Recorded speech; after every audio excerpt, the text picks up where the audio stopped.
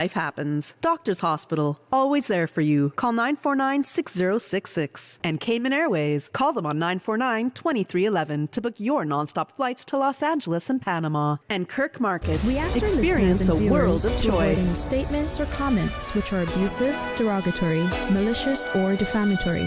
Do not use indecent language or make any statement that is false or misleading. Call 1-800-534-8255, 949-6990, 949-8037, or WhatsApp us on 925-3261. Live from Radio Cayman Studios. This is For the Record with Orrett Connor. Hear from your government officials, independents, and the opposition on issues that matter to you. For the Record Engage in an open dialogue between residents and lawmakers. with Orrett Connor. Informative, impartial, insightful. This is For the Record. And now, your host, Orrett Connor.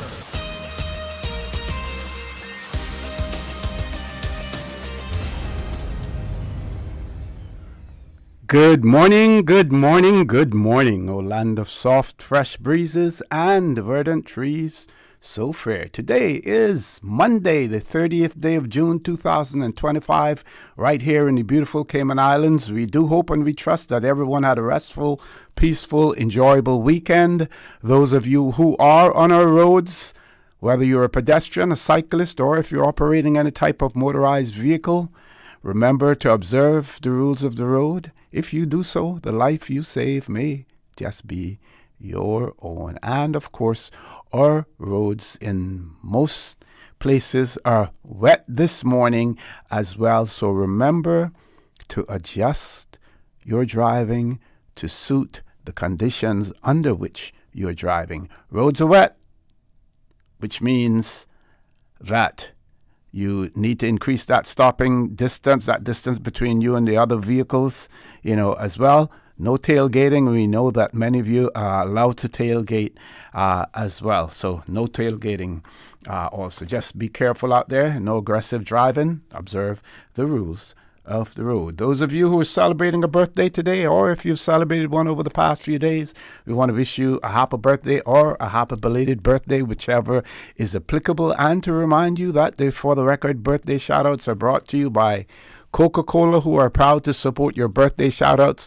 Coca-Cola available across the Cayman Islands from Tortuga wholesalers. You should accept no substitutes. Taste the feeling with Coca-Cola. Those of you who have lost loved ones, again, we want to extend our sincere condolences to you. We hope and we trust that your faith will help to carry you through these extremely challenging times, and that the memories of your loved ones will be a blessing. Those of you who are ill and are either at home or at a medical facility here in the Cayman Islands or overseas, we wish you a speedy recovery. And of course, a big shout out again this morning to our colleague at Radio Cayman, Mr. Joel Wilson.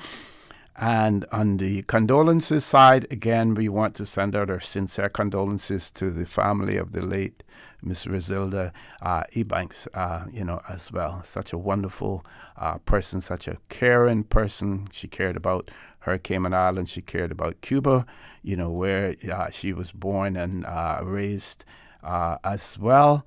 And she did so much to keep the relationship between the people and the government of the Cayman Islands and the people in the government of Cuba as well. She will definitely be missed. So, folks, I want to thank you for allowing Radio Cayman, and by extension For the Record, into your homes, into your vehicles as you traverse the busy roads of the Cayman Islands, into your places of work, wherever that may be. As you know, For the Record is a show produced by the staff and management of Radio Cayman, and it is geared towards keeping you abreast of issues as they arise and play out on the local, regional, and international scene. I am your host, Orrett Connor, and you're welcome to join me every Monday, Wednesday, and Friday from 7:30 a.m. until 10 a.m. During that period, our phone lines are open. Toll-free number, 1-800-534-8255. Also, 949-8037, 949-6990. WhatsApp number, 925-3261. So let's look at the birthday shout-outs, again brought to you by Coca-Cola, who are proud to support your birthday shout-outs. Coca-Cola, available across the Cayman Islands from Tortuga Wholesalers. You should accept no substitutes. Taste the feeling with Coca-Cola. Birthday shout-outs today. Mr. Dennis Connor celebrating his birthday today. Also, Martino Watson celebrating a birthday. Miss Wilma Ebanks celebrating a birthday today on June 30th as well.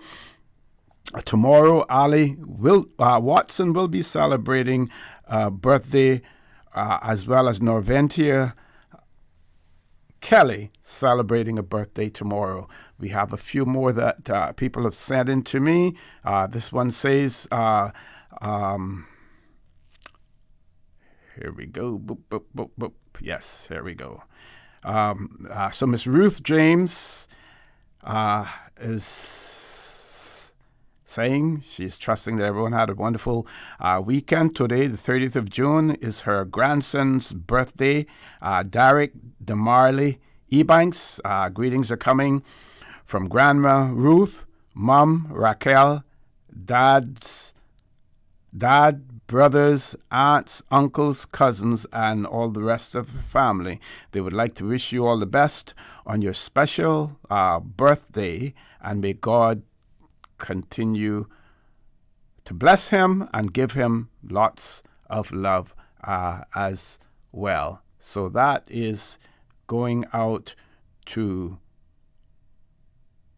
Derek DeMarley Ebanks. Happy birthday to him. Later on this morning on Radio Cayman's News, you will hear about the Privy Council's decision in the Katina Anglin appeal case. Those of you who are interested, I would encourage you to Google jcpc.uk. That is Judicial Committee of the Privy Council. So use the acronyms jcpc.uk. When you get onto the website, click on to the news section. After you click on there, you will see judgments, current judgments. Click on there, you will find the Katina Anglin appeal case. For those of you who cannot stand the what do you call it again? The suspense, of going through it, I will tell you that the board, the Privy Council, recommended to His Majesty that the appeal should be dismissed. Like I said, you will hear more about it on our 8 o'clock news, and if the opportunity arises here, I will share some of the information with you from our website as well. It is an interesting case. Obviously, the Privy Council took up the case because they felt that there were issues that needed to be addressed, and they have done so. With that, we're going to grab our caller. Caller, good morning. Welcome to For the Record. Morning, Mr. Connor. Good morning. Good morning. How are you? How was the weekend? Bittersweet. Okay, which one do you want to give me first, the bitter or the sweet? Oh my God, I gotta mix it up all so I don't get too emotional with you. Mr. Connor, on the roads, we still have a few old license plates out here, and I can't understand why we still have them out here, because a taxi has to get 3 different inspections before we can come on the road to work. And I don't understand. I don't know if license department and insurance, if they work together, I don't know. But anyhow, it is mind-boggling to see that we still got some of the old license plates out here on our roads. And there was a lot of news about, coming in and picking up your new ones, whatever. But, this is Cayman. Nobody listens until they get themselves in deep trouble. I had my grandchildren Saturday, and we went down to KFC for lunch. Mm-hmm. And the ladies were doing the food in bags, no boxes. So when I realized that was our order, I say to the person, I said, is that my order? She said, yes. I said, well, what happened to the boxes? We don't put everything in boxes. This don't come with no box. I said, really? And the thing with it, the woman was taking an order off. She must have knew she could understand nothing my grandson was telling her. She didn't understand nothing I was telling her. And my grandson, he ordered for his sister and himself. And then when she told us the price, I said, well, for 3 people? I said, I don't think so. So then, she had to go and, do it all over. But what I'm trying to get at, they're doing these bags of putting people food in. And I say, I don't see any sign on your wall stating that our boxes has changed the different food, been putting them. And I said, I do not want this food if we can't get boxes for our food. And she tell me that I have to pay for the box. Wow. I say, you know what, miss, just give back my money. Just give me back my money. So, see, this is the treatment and the customer service that we are getting out here from these places. And this man that walking around his white shirt that never gets dirty needs to go and inspect these places to see what kind of service they are giving the people of the island. Because, every time we turn around, some person have a virus, stomach virus on this island, and we don't even know what is causing it because then nobody's doing any deep cleaning to see if it's caused from food, from a place that you went or whatever the case may be. But I want to leave this with you. My daughter was on Dr. Roy Drive Saturday while I had the kids.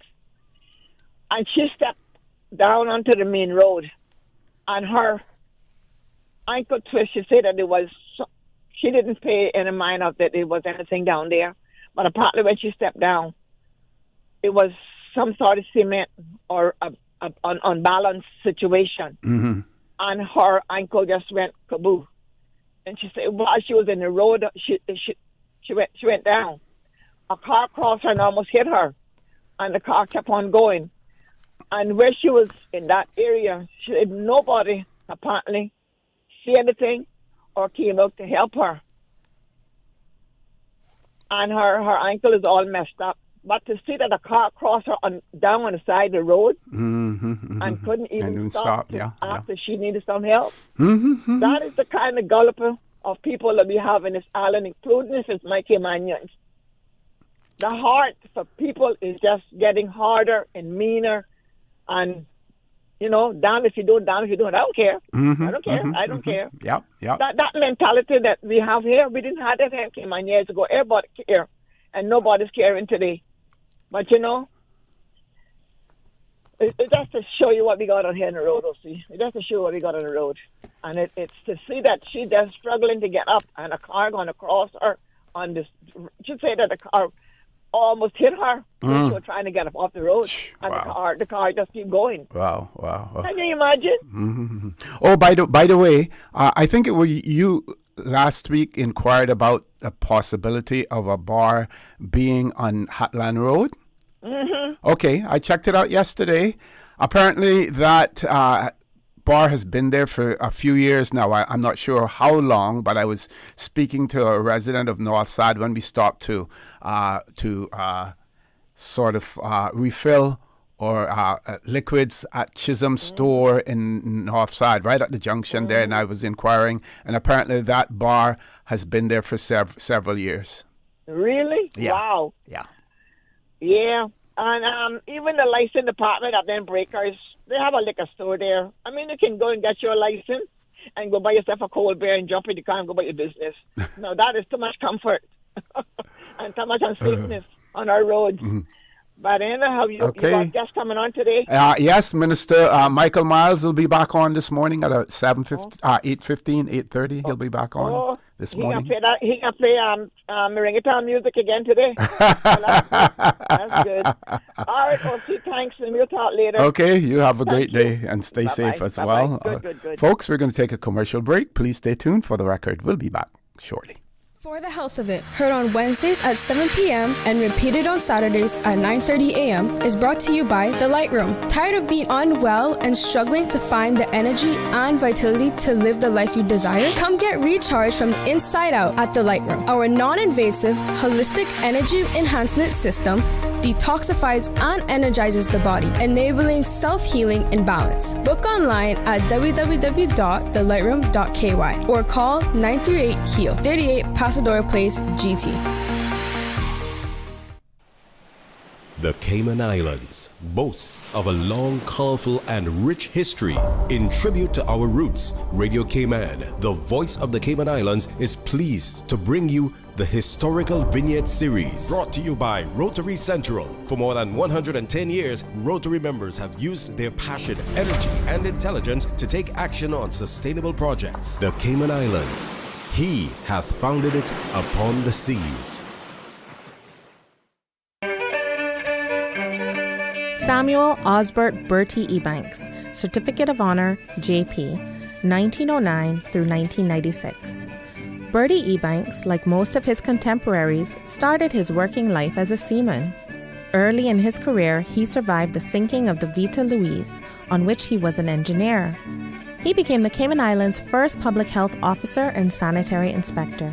Among his accomplishments were his insistence on sanitary disposal of household wastes and the immunization of the entire population against diphtheria and polio. With a budget of only £500, he eradicated the Aedes aegypti mosquito, which carries yellow fever, a feat that still baffles experts. Mr. Bertie served in the Assembly of Justices and Vestrymen as an elected member for West Bay from 1934 to 1942 and as a Justice of Peace from 1946 to 1959. He established the 4-H Club, the West Bay Cooperative Fishermen's Society, and the West Bay Reading Society and wrote a book, Cayman Emerges. In 1930, he organized the Bosun Bay Sunday School, which was the forerunner of the Bosun Bay Presbyterian Church. He was awarded the Queen's Certificate and Badge of Honor in 1976 in recognition of services rendered to his country.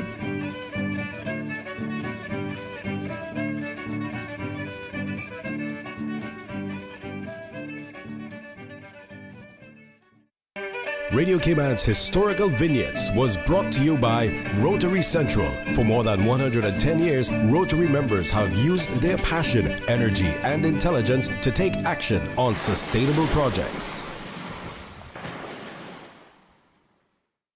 Since 1993, Rotary Central has worked diligently each year to provide quality bus shelters to our community.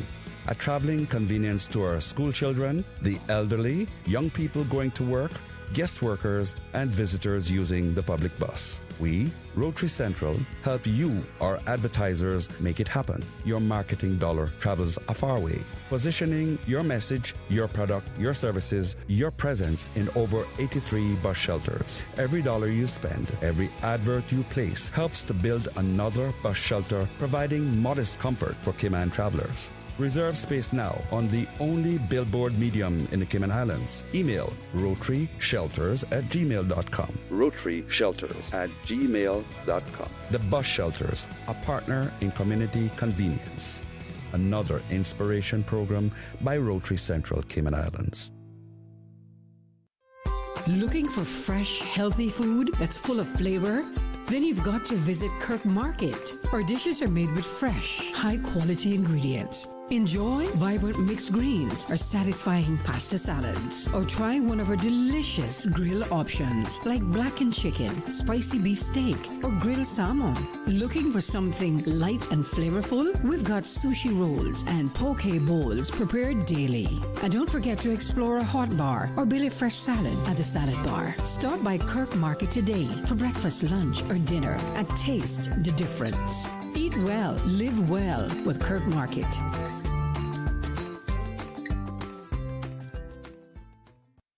My mom's a superhero. She always knows what to do when I feel icky. Yesterday, we went to West Bay Pharmacy, and they had everything she needed. Medicine, my favorite band-aids with dinosaurs, and even flavored vitamins. Mom says they keep our family healthy.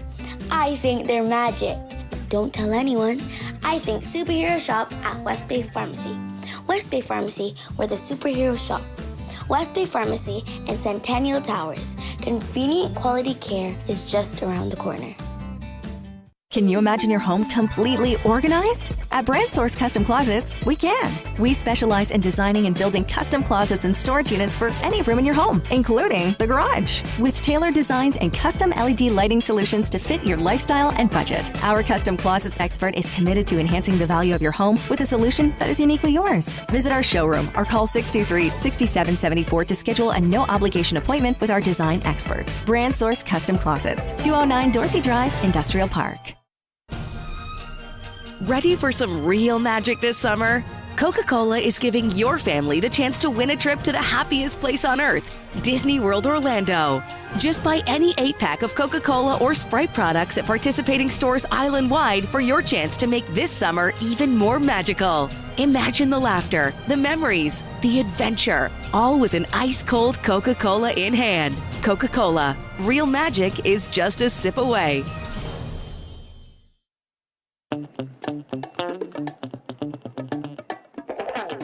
Get ready to celebrate the sweet, spicy, and sunny side of summer at Mango Fest 2025. Join us at the National Museum on the waterfront on Saturday, July 5th from 2 to 7 p.m. for a fun-filled afternoon of mango competitions, mango cocktails, crafts, games, local food, and more. Don't miss the mango peeling and eating contest. Bring the whole family and soak up the sweet and spicy flavors of summer at Mango Fest 2025. Saturday, July 5th from 2 to 7 p.m. at the National Museum. Mango Fest is proudly presented by the Cayman Islands National Museum.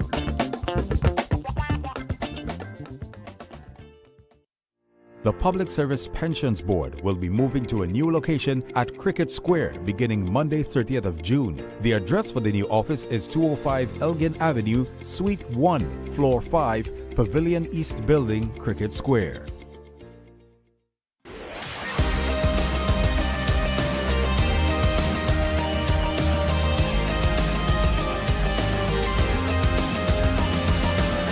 This is For the Record.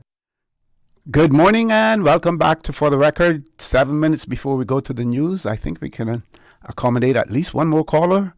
Caller, good morning. Welcome to For the Record. Good morning, OC. Hey, good morning, good morning. How art thou? How was the weekend? Great. How you doing? I'm good, thanks. Yeah, just touching briefly on Jan, making reference to her daughter getting hurt and people passing her and not stopping, and she was wondering about the changes in Cayman.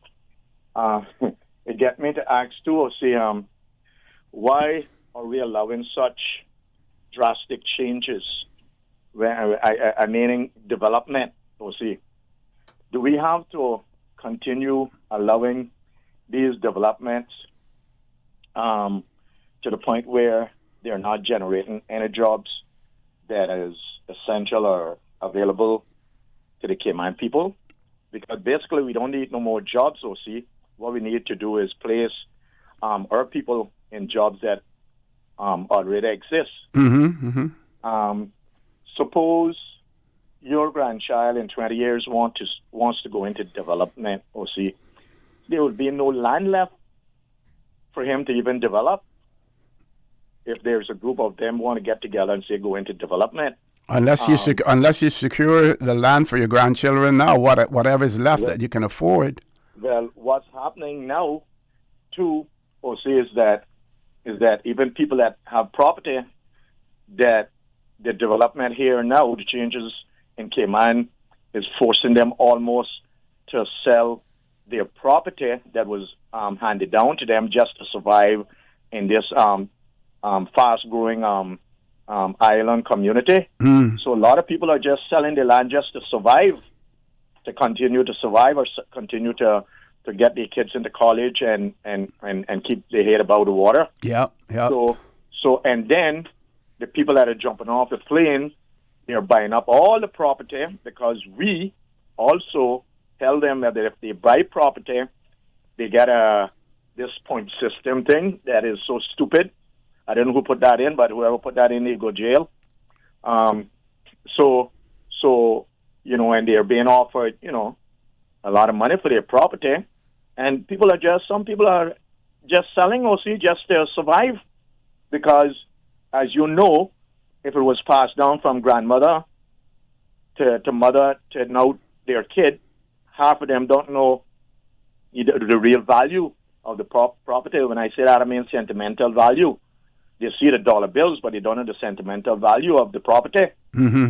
So they're just selling, and people they're just buying it up and putting it down.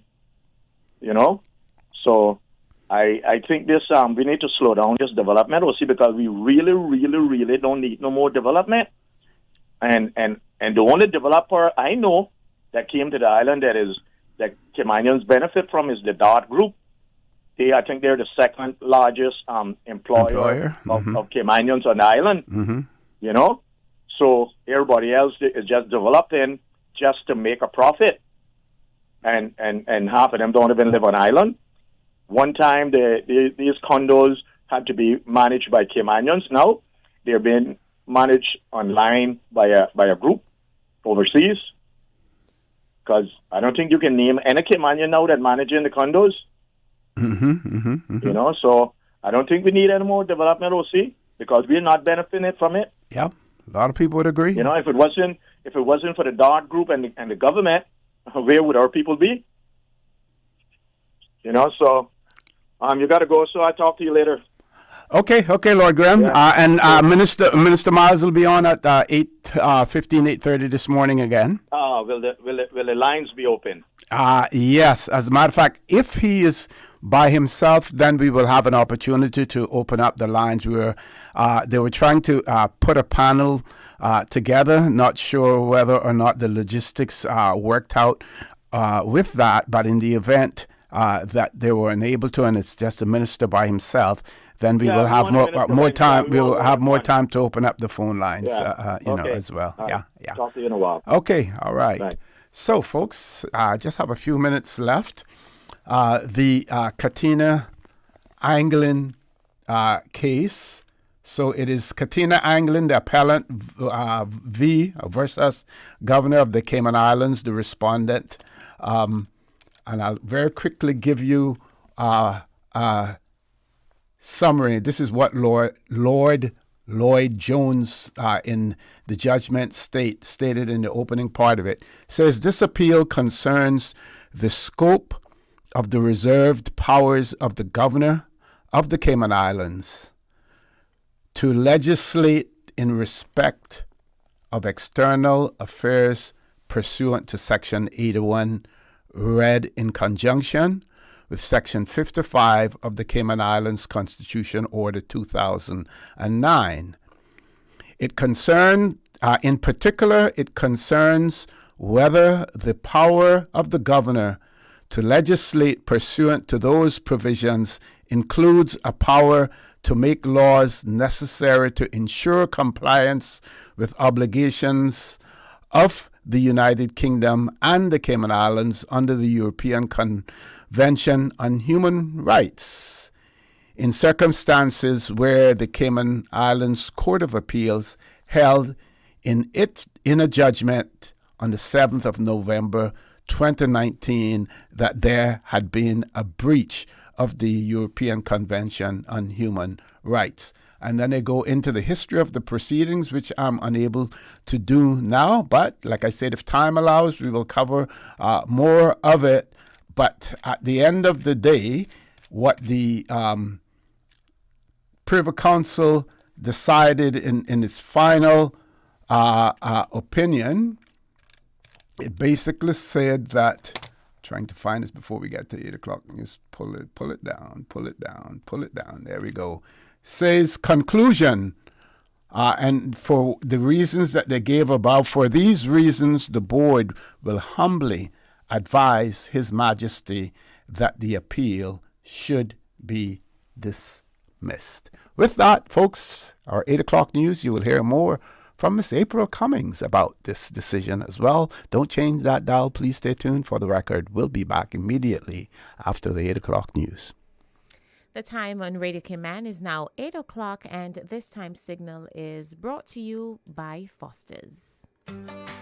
Storm smart with Foster's this hurricane season. Always be ready for a power outage. Stock up on lanterns, flashlights, portable fans, and extra batteries. Keep them charged and ready to go. Have candles as a backup and keep cooking with emergency butane and butane stoves. Don't get caught in the dark. Go to fosters.ky/emergency-checklist for more information. Be safe and get hurricane ready with Foster's to stay ahead of the storm.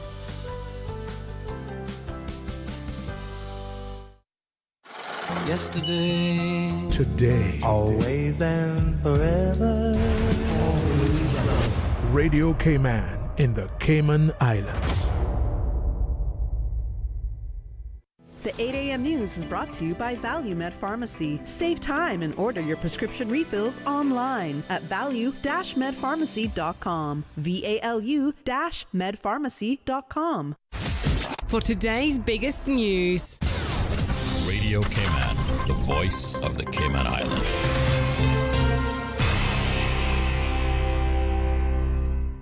I'm April Cummings with your latest news. The UK's highest court has ruled the governor of the Cayman Islands acted lawfully when he used his reserve powers to introduce civil partnerships for same-sex and opposite-sex couples in 2020. The Privy Council's decision follows a years-long legal battle over whether the governor had the authority to step in after the Cayman Islands legislature repeatedly failed to pass this kind of legislation, despite court findings that the territory was breaching human rights obligations. The judgment confirms the government's authority to act in the interests of the UK's international commitments, including compliance with the European Convention on Human Rights. Colors Caribbean, meantime, issued a statement about it just a couple of minutes ago, welcoming the judgment. The LGBTQIA+ organization says not only does this secure the Civil Partnership Act 2020 and related legislation, but brings about, quote, much-needed clarity that our Bill of Rights is enforceable, regardless of the will of the majority in Parliament.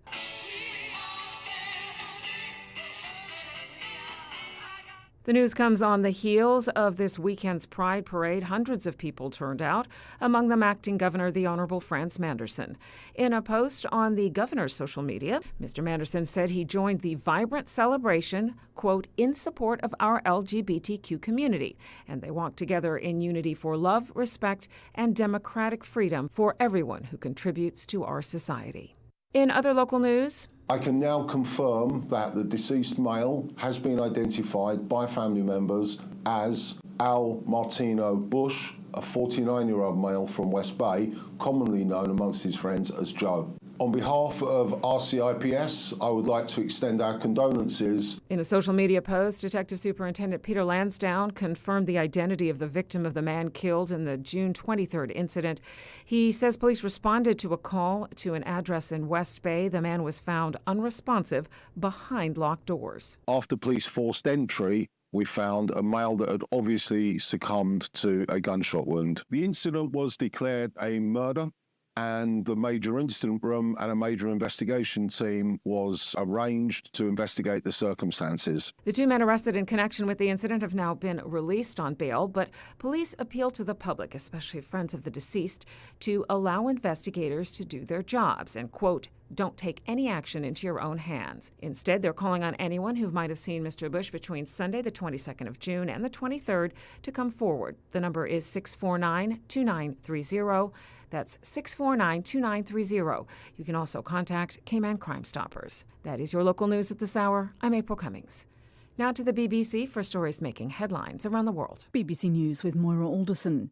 The UN's World Food Programme is warning that drastic funding cuts risk plunging millions of Sudanese refugees deeper into hunger. The WFP says its support to 4 million Sudanese who fled to neighbouring countries may grind to a halt as resources run dry. Israeli airstrikes across much of Gaza are reported to have triggered the displacement of hundreds of Palestinian families. The bombardment follows one of the largest evacuation orders since Israel's war with Hamas resumed in March. A Palestinian human rights group has lost a legal challenge in London over the British government's exports of military equipment to Israel. It had called for the UK to stop sending British-made components to Israel for its F-35 fighter planes. The Belarusian opposition activist Sergei Tikhanovsky says he's still determined to fight for change in his country. Speaking a week after his release from prison, he said he wanted hundreds of other political prisoners in Belarus to be freed. Civil society groups in Togo say at least 7 people have been killed and dozens have been arrested during anti-government protests. They accuse the security forces and militias of committing abuses. A witness in the corruption case of a former mayor of Peru's capital, Lima, has been found dead less than 3 months before the trial is due to start. The cause of death has not been revealed. Police in southern India say at least 8 people have died in an explosion at a chemical plant in Telangana state. Officials said the blast occurred in a reactor unit of the pharmaceutical factory in Hyderabad. Switzerland has become the latest European country to experience record-breaking temperatures this week, with even the peaks of its highest mountains now feeling the effects. It's the first time that June has seen the entire Alpine range above 0 Celsius, meaning snow and ice will start melting right up to the mountain summits. BBC News. The 8 a.m. news is brought to you by ValueMed Pharmacy. Save time and order your prescription refills online at value-medpharmacy.com. VALU-medpharmacy.com. Now, more than ever, supporting your immune system is crucial to helping your body fight off illnesses like the common cold, the flu, and COVID-19. At ValueMed Pharmacy on Walkers Road and in Buttontown, we carry all the essential vitamins and minerals to help support your immune system and improve your overall health. Some of our top immunity support picks are vitamin C, vitamin D, zinc, elderberry, and quercetin, or the popular 7-in-1 immunity support. Our pharmacists are always on hand to help guide you and answer any questions. Visit ValueMed Pharmacy on Walkers Road or Buttontown. Live happy, live healthy with ValueMed Pharmacy.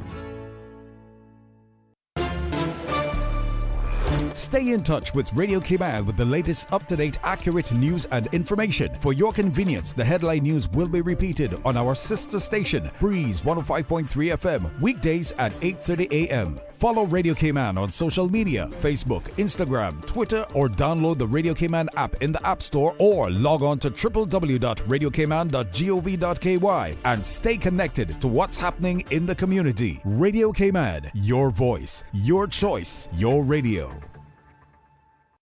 Tune in every Monday through Friday at 12 p.m. for Radio Cayman's Midday Newscast. Radio Cayman, the People's Station, your trusted official source for the latest news. The 12 p.m. news is proudly brought to you by Health City Cayman Islands. World-class healthcare within your reach.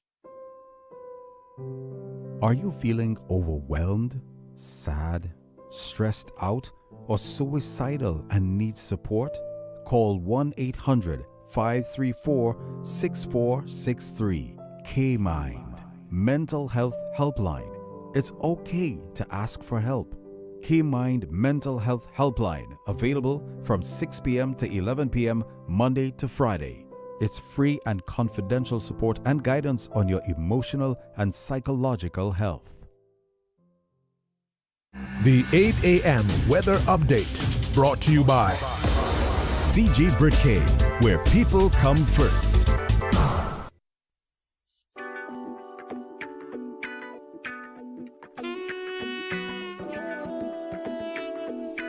It is now time for another weather update right here on Radio Cayman 89.9. The temperature is 81 degrees, but it feels like 92 degrees already, and it's just 8:09 a.m. Ooh. Humidity is 89%, and the barometric pressure is 30 inches. A tropical wave is expected to drift south of the Cayman area by this evening, leading to a slight increase in the chance of showers tonight. Radar imagery shows some isolated showers south of Grand Cayman moving towards the west-southwest. Today you can expect partly cloudy skies with a 30% chance of late afternoon showers, and temperatures will rise to the low 90s with a heat index near 103 degrees Fahrenheit. Winds will be east to southeast at 10 to 15 knots, and the seas will be moderate with wave heights of 3 to 5 feet. Later on tonight, expect partly cloudy skies with a 30% chance of overnight showers, and temperatures will fall to the low 80s. Winds will be east to southeast at 5 to 10 knots, and the seas will be moderate with wave heights of 3 to 5 feet. In a look at our tides today, expect a low tide at 2:05 p.m. and a high tide at 7:58 p.m. Tomorrow, expect a low tide at 2:05 a.m., a high tide at 8:58 a.m., low tide again at 3:41 in the afternoon, and a high tide at 9:24 in the night. Sunset this evening will be at 7:06 and sunrise tomorrow morning at 5:52. The outlook is for generally settled but hazy weather conditions through to Wednesday morning. That's it for your weather update. This is Radio Cayman 89.9.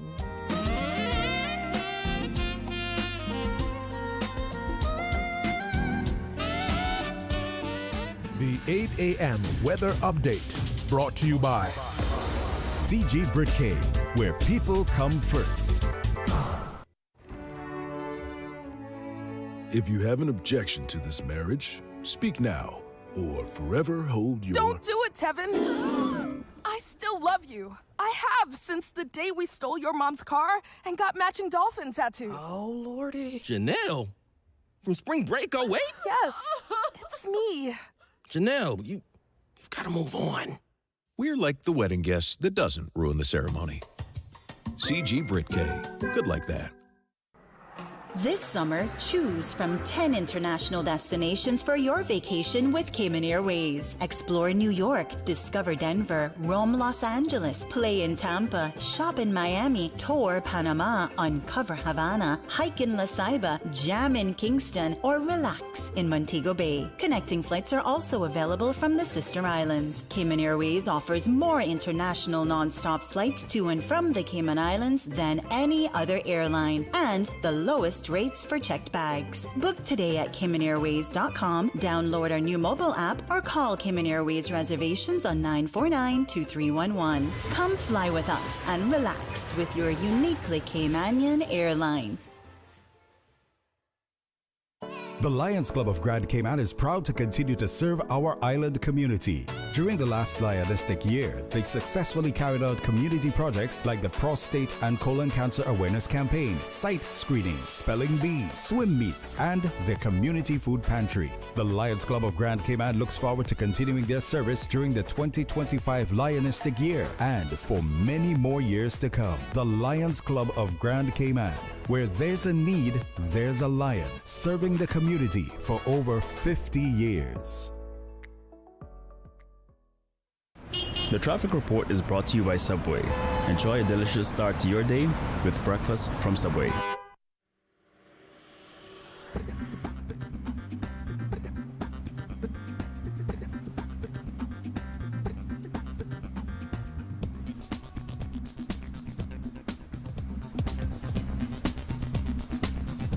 All right, it is now time for another traffic update brought to you by Subway. So starting off with where I see the most traffic at this time, it is 8:14, by the way. Good morning to you. Heavy, steady traffic over there on Crew Road, which is expected at this time of morning. A very good morning to all those who are stuck on Crew Road. I hope that you get to work or get to school or wherever you're going. I hope you get there on time. Good morning to you. And steady flowing traffic coming from Huldah Avenue into the CNB roundabout. So if you are traveling in that direction, expect a little bit of delay, all right? If you're heading towards the Butterfield roundabout from North Sound Road, steady but flowing traffic going into the roundabout. And if you're coming from the Esterly Tibbetts Highway, not much delay, but heading into the roundabout, like right before you get into the roundabout, you will experience a little bit of traffic. Not much traffic coming from Industrial Park at this time. And traffic going towards Godfrey Nixon Way, coming out of the roundabout, is flowing smoothly. Over on Edward Street, not much traffic.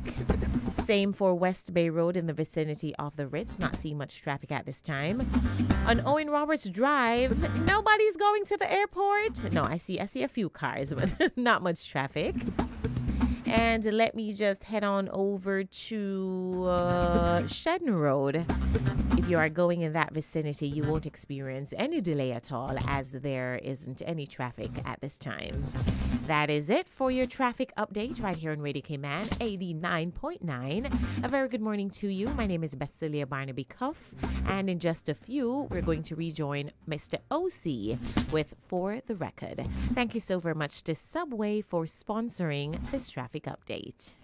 Hungry? Need Subway any time of the day? Yeah. We've got you covered. Subway at Anderson Square, Centennial Towers, and Countryside Shopping Village is open 24/7, serving up fresh, delicious subs anytime you need them. And for your weekend cravings, West Shore Center is also open 24 hours on Friday nights and until 1 a.m. on Saturdays, because it's never too late for a great meal. Skip the line and order ahead with the Subway Cayman Islands app, or get your favorites delivered straight to your door with Bento and Let's Eat. Fresh, fast, and always here when you need us. Subway, eat fresh. The traffic report is brought to you by Subway. Enjoy a delicious start to your day with breakfast from Subway. Social media, X, formerly Twitter, Facebook, Instagram. Interact with our talk shows on YouTube. Download our official Radio Cayman app, or you can log on to our website, www.radiocayman.gov.ky. You can also add us to WhatsApp on 925-3261. All the latest information, breaking news, community events, and more. Radio Cayman. Get ready, the fire of revival is coming. It's the great evangelistic campaign, Cayman Islands under the power of the Holy Ghost. Guest speaker Apostle Jose Duarte from Paraguay will be ministering throughout Grand Cayman, bringing a powerful word and the anointing of the Holy Spirit. Services begin Friday, June 27 at First Assembly of God and run through June 9. Don't miss the services in West Bay on June 30 and July 1 at Heritage Park, and in Bordentown on July 3 at Public Beach. Come for healing, come for breakthrough, come experience the power of the Holy Ghost. For full schedule details, call Sister Vilma Hawkins at 923-8954. Coca-Cola is available across the Cayman Islands from Tortuga wholesalers. Accept no substitutes. Taste the feeling with Coca-Cola.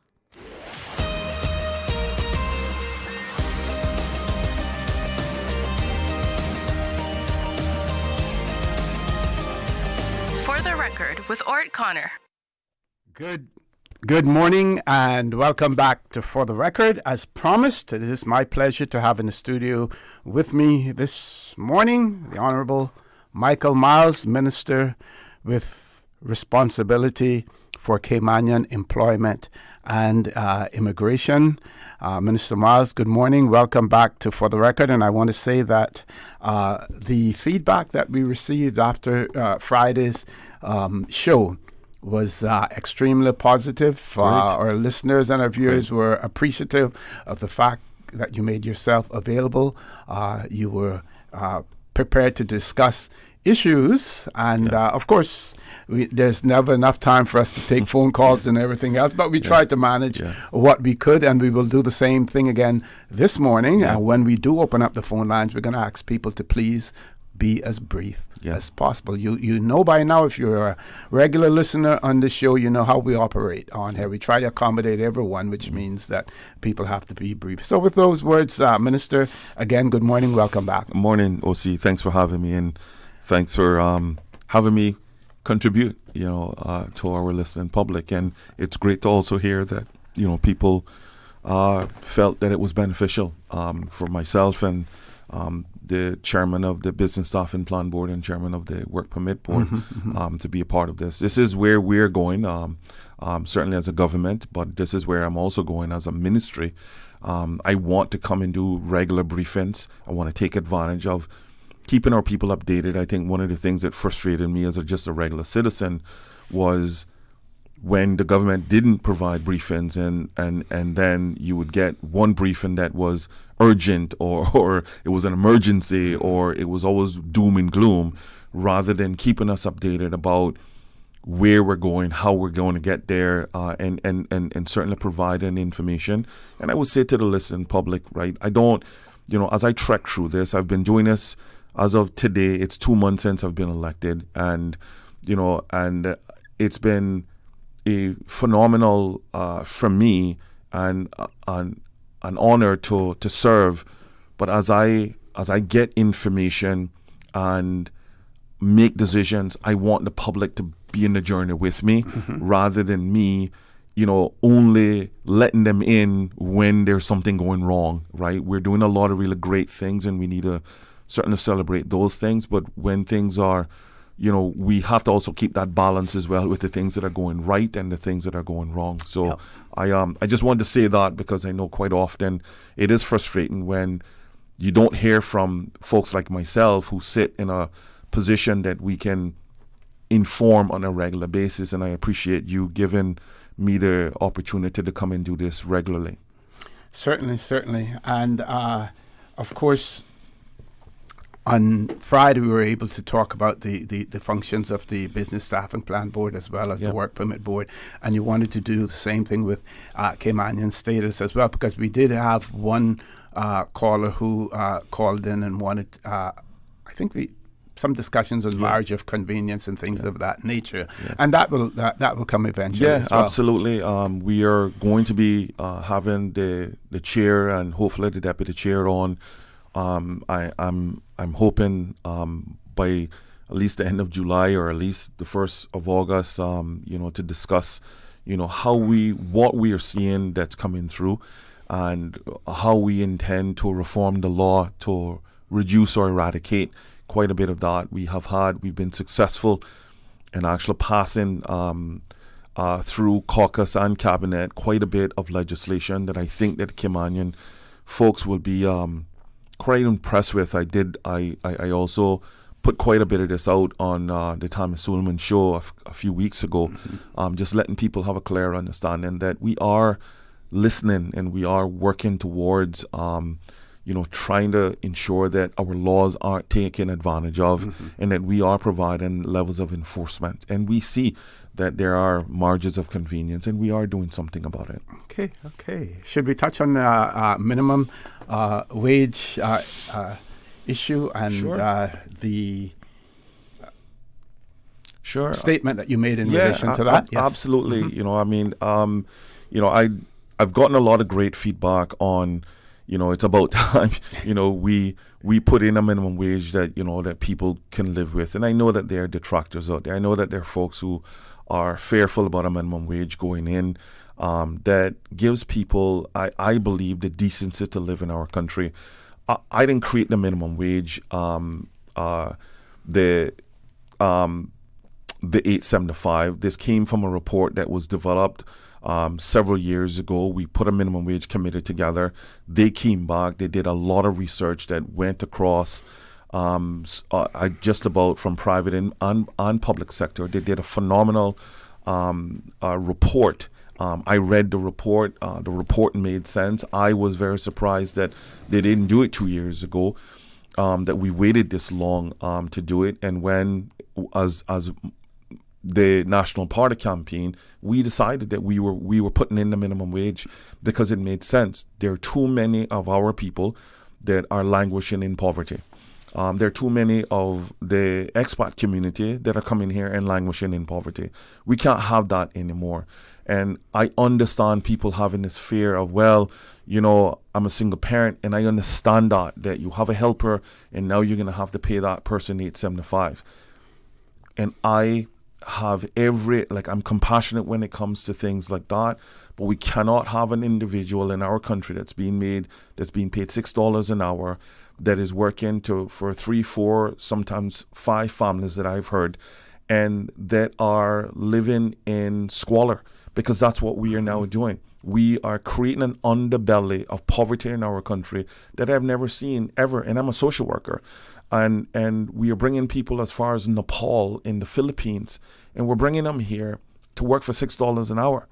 Now, we don't want our people making that. So why would we bring a person from across the world to make that? A minimum wage is an equalizer. Obviously, I would say 80%, if not higher, of companies in our country are paying above minimum wage. This is not going to impact them. What we did was we looked at the report, we understood where we were going, and we implemented the national minimum wage. And this was based on research. It wasn't Micheal Myles' research. The government and private sector came together and said, this makes sense. We are actually punching above this anyways. Let's go ahead and put this in because it makes sense for our country. And that's what we did on Friday. We're only rolling out the minimum wage in January, on January 1st, 2026. There are another, group of recommendations that came with that. I'm going to be putting together a group of folks from my organization and certainly across government to start to look at how we put in the rest of the recommendations, because all of the recommendations were great. Like one of the recommendations talked about decreasing the gratuity pool by 5% every year for the next 6 years. I am saying, do we need to wait so long, to do that? Can it be done in 3 years, right? We will work with the private sector to see what that impact is. But I think for the most part, people are paying above minimum wage. And at the end of the day, the goal is to ensure that our people are not living in squalor, not living in poverty. I've also spoke with a number of folks within the private sector who is keen on doing more training to make sure that people aren't starting at minimum wage, that they're starting above minimum wage. We are going to be doing a number of work with the Grand Hyatt, hopefully soon, because ultimately we don't want our people making minimum wage. They're in a phenomenal resort like that. They need to go be above that as well. We live in one of the most expensive countries in the world, and we cannot deny that. And we cannot say to folks, it's okay for folks to come in here and be in poverty because you want your kids to be taken care of. If you can't afford to help her with 875, then we need to rethink how we get you up above that so you can afford to help her, right? And I'm willing to have those conversations, but I'm not going to have the conversation where we are allowing people to be poor in our country because you need your kids taken care of. And I don't think it's fair, to an individual who comes in here and live worse off than us. Other than that, don't bring those people here. I was telling you earlier, OC, when the government decided that we are not going to have people earning under $3,000, I didn't hear no person saying, well, how's this going to affect milk or groceries? People understood that even the Cayman Islands government had said we cannot have people earning less than $3,000 because it's a livable wage in our country. We can't have people coming to work not understanding where they're going to eat or if they're going to be able to pay their bills. And $3,000 is no money. So why are we debating a person moving from $6 to $8.75, right? When the government gave everyone in the government a 5% increase, I didn't have people saying, well, how's this going to affect the cost of living? People like, thank you. I needed this cost release because my salary's been frozen for years, right? They didn't care if it was going to affect, the price of groceries or the price of gas, right? They understood that they needed that bump up because it was about surviving in our country, right? That's what we're trying to do. We're trying to make sure that people can live a decent life. I want people to live better, but at least 875 is a fighting chance for them to live a decent life in our country, and the rest is up to them on how much further that they go. Okay, with that, Minister Myles, we're going to take our first commercial break. Folks, please stay tuned. For the record, we'll be back shortly. Your dream home starts with a vision, and often inspiration is at the heart of that vision. Brand Source Home Gallery's in-house designers are here to help bring your vision to life. Whether you're remodeling or building a new home, Brand Source Home Gallery is your one-stop solution. Explore their kitchen cabinets, sinks, faucets, bath fixtures, tubs, vanities, and more. Let Brand Source's designers help and inspire you with your next project. Call 623-5000 and schedule an appointment with a design expert at Brand Source Home Gallery, Dorsey Drive, Industrial Park, serving Cayman for 50 years. This summer, choose from 10 international destinations for your vacation with Cayman Airways. Explore New York, discover Denver, roam Los Angeles, play in Tampa, shop in Miami, tour Panama, uncover Havana, hike in La Ceiba, jam in Kingston, or relax in Montego Bay. Connecting flights are also available from the sister islands. Cayman Airways offers more international non-stop flights to and from the Cayman Islands than any other airline, and the lowest rates for checked bags. Book today at CaymanAirways.com, download our new mobile app, or call Cayman Airways reservations on 949-2311. Come fly with us and relax with your uniquely Caymanian airline. Looking for fresh, healthy food that's full of flavor? Then you've got to visit Kirk Market. Our dishes are made with fresh, high-quality ingredients. Enjoy vibrant mixed greens or satisfying pasta salads. Or try one of our delicious grill options like blackened chicken, spicy beef steak, or grilled salmon. Looking for something light and flavorful? We've got sushi rolls and poke bowls prepared daily. And don't forget to explore a hot bar or Billy Fresh salad at the salad bar. Stop by Kirk Market today for breakfast, lunch, or dinner and taste the difference. Eat well, live well with Kirk Market.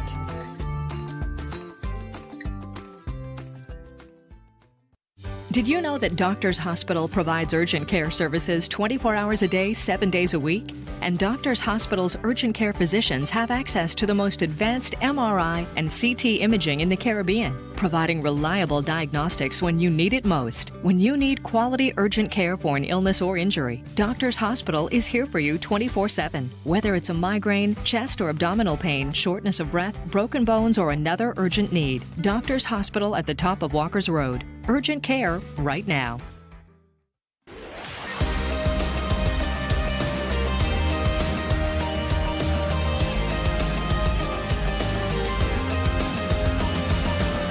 This is For the Record.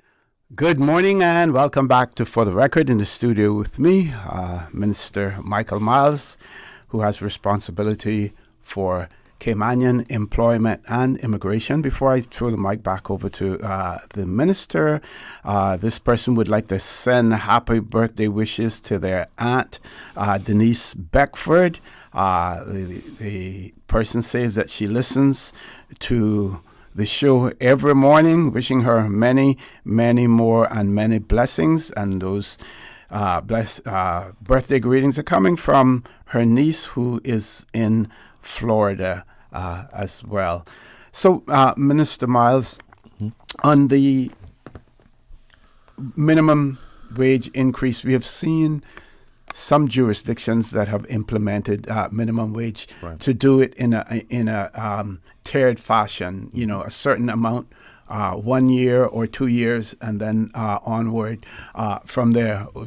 We have you've chosen to do it straight up to the 875 because as it's what the was report recommended. because it's what the report recommended, and we had not actually improved our minimum wage, I think, since 2015. So the minimum wage committee felt that moving it to 875, the private sector was on board. Why not just go ahead and do this, because we hadn't actually increased the minimum wage in years, right? And you know, we wanted to make sure that it had the impact that it had positively as well. And they looked at all the negative impacts that it had. I mean, the minimum wage report is a really good report, and I strongly would encourage anyone to go out there and do the research. I mean, it is accessible online.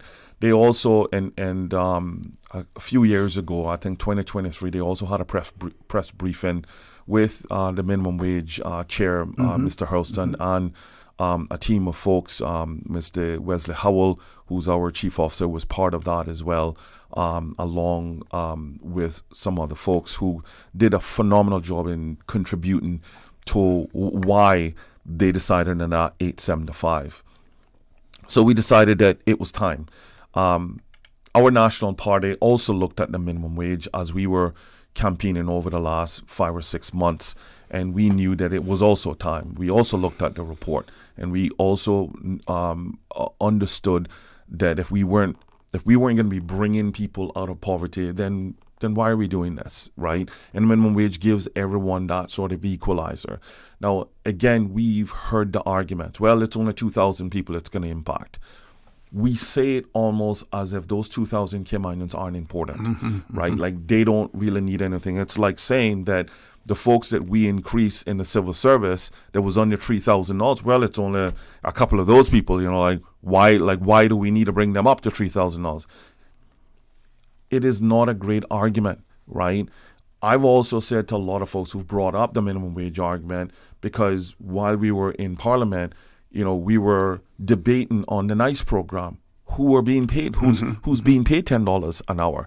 So the minimum wage is still less than what we are paying, folks in the NICE program. And I'm constantly saying to myself, why aren't we humanizing our people? Like, why aren't we humanizing the folks that come in here that we are paying to work in our companies? Like why don't they not have a face? Why do they always become a statistic?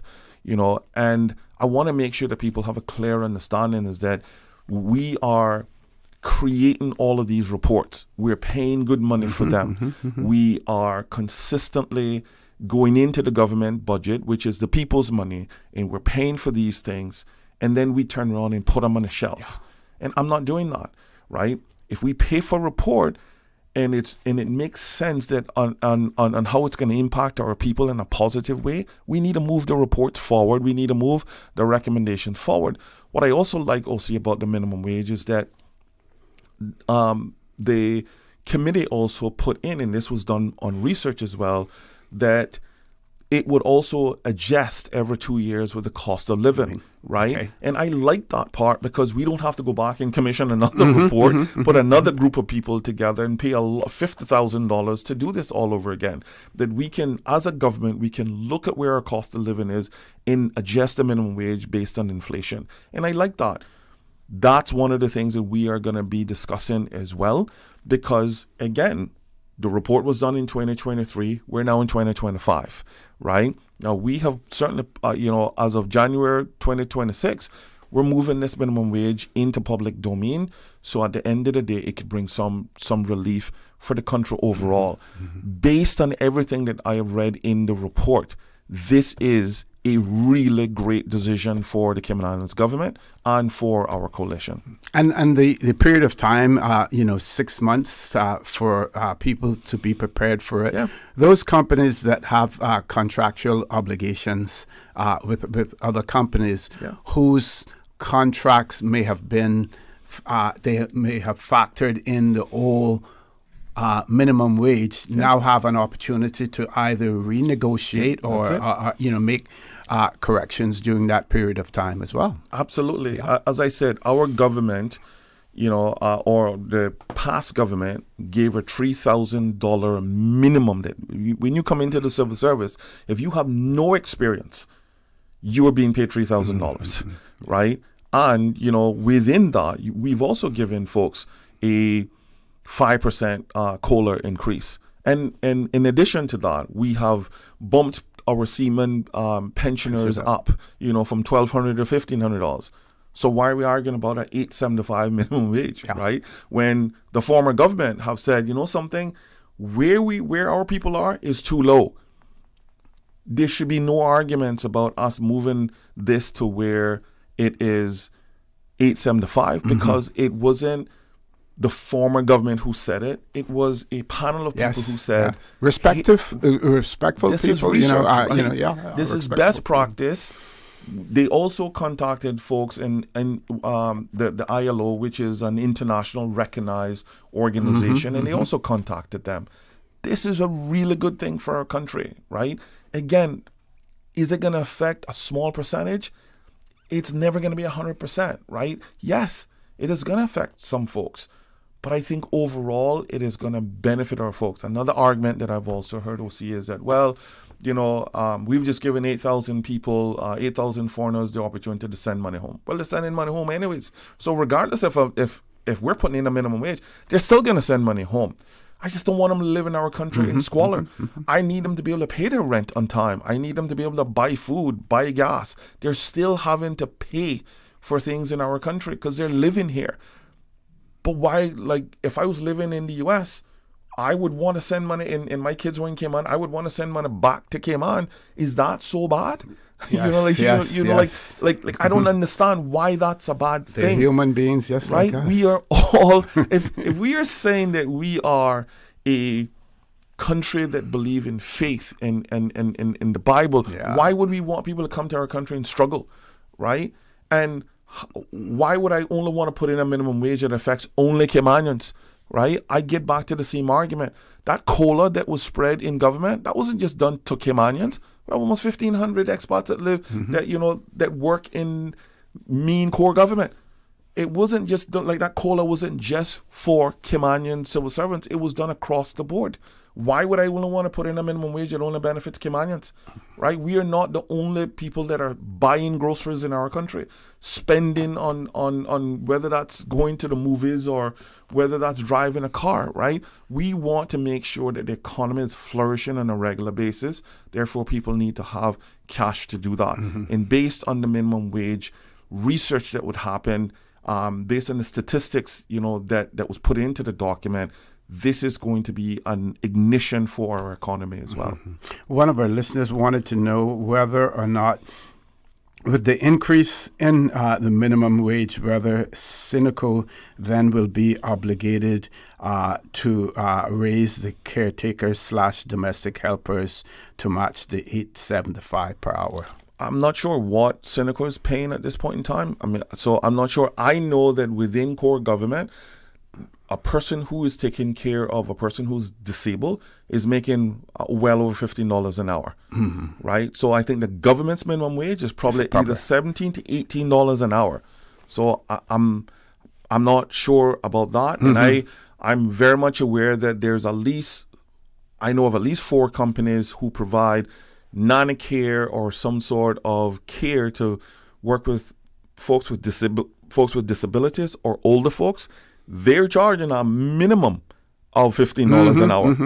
So I don't see the minimum wage affecting them because they're already above minimum wage. Yeah, and those companies now that pay less than that, they will be obligated by law to pay the $8.75 Precisely. per hour, including any government company that may not be paying. I totally agree with you.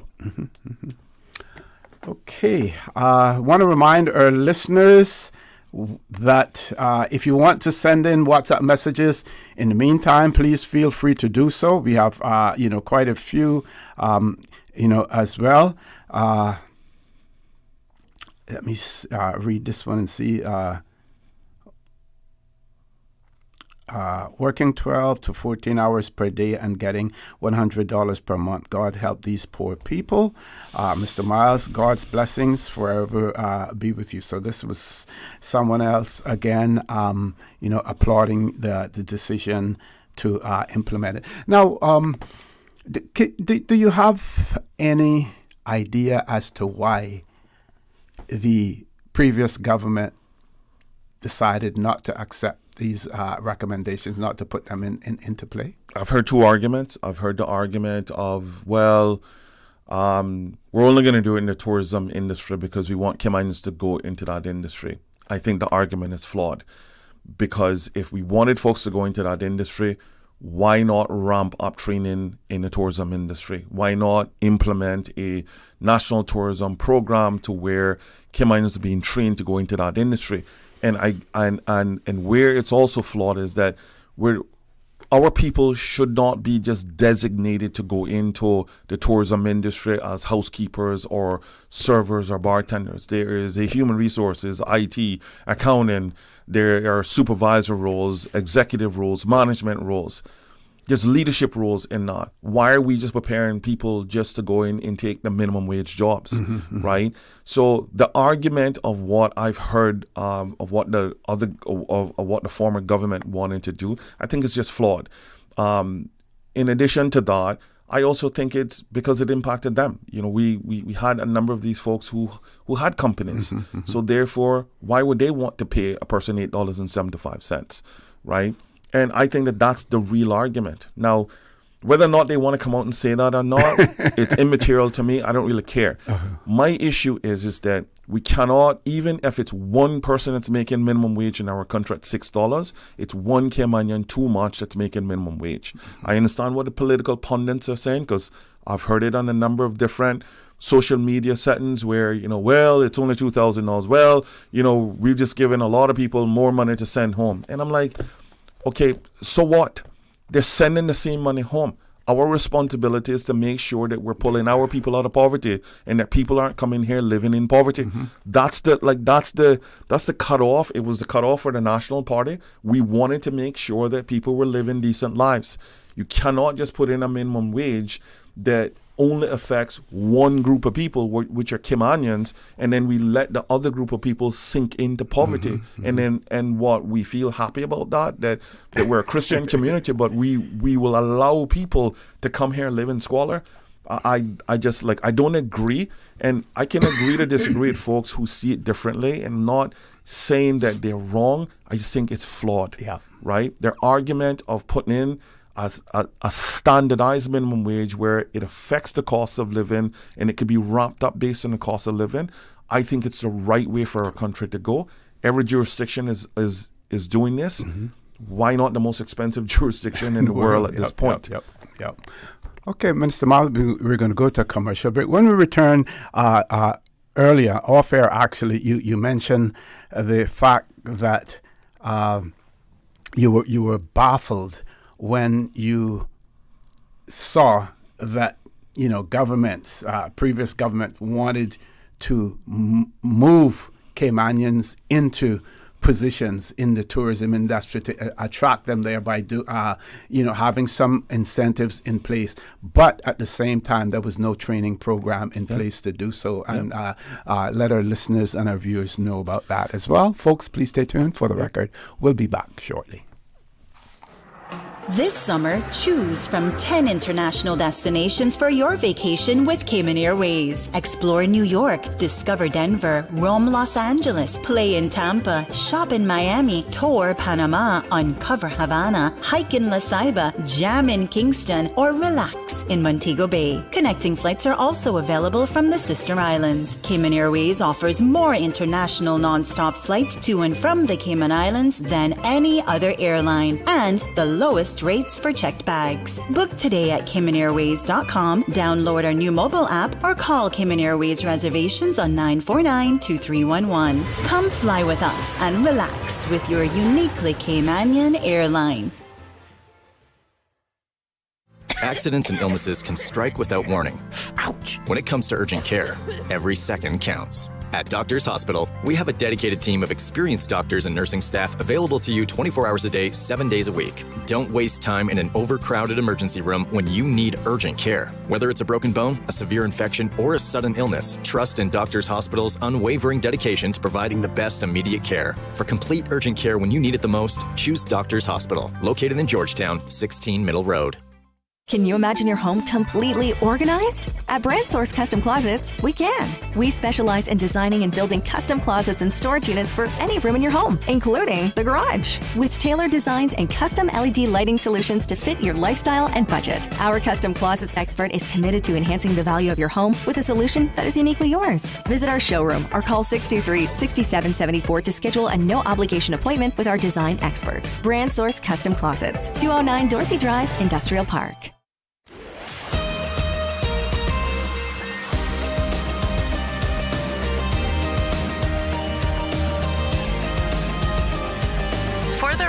With Orrett Connor. Good morning. Welcome back to For the Record. We understand that the phone lines are lighting up as well. So we're looking after the 9 o'clock news to open up the phone line somewhat. Meanwhile, we have a WhatsApp message here, and this person says that whilst I totally agree with the overall of the immigration system, they would suggest that the government go further to look into the ways employers are treating their employees. There are many employers here on the island who are breaking the labor laws. Some of these employers are even contracted by our own government. Employees are not being paid on time after they have worked. Some cases they have to wait over a month before they are paid, and when they speak to their employers about it, they are threatened. Yes. My employer, they are threatened by employers of canceling their permits. This is a serious issue. Here in the Cayman Islands, the government needs to start holding these employers accountable. Janitorial companies are one of the main culprits. Yes. The government may have to create an agency to go after these companies, and then go on to say, well said, Mr. Minister. Everything of what the caller or of what the person just said is absolutely the truth. I have now met with all departments. The Department of Labor and Pension falls underneath me. The work falls underneath me. I've met with all boards. We have 4 immigration boards. I've met with all tribunals, the Immigration Appeals Tribunal, and I've met with the labor tribunals, and they're all saying the exact same thing of what the caller just said.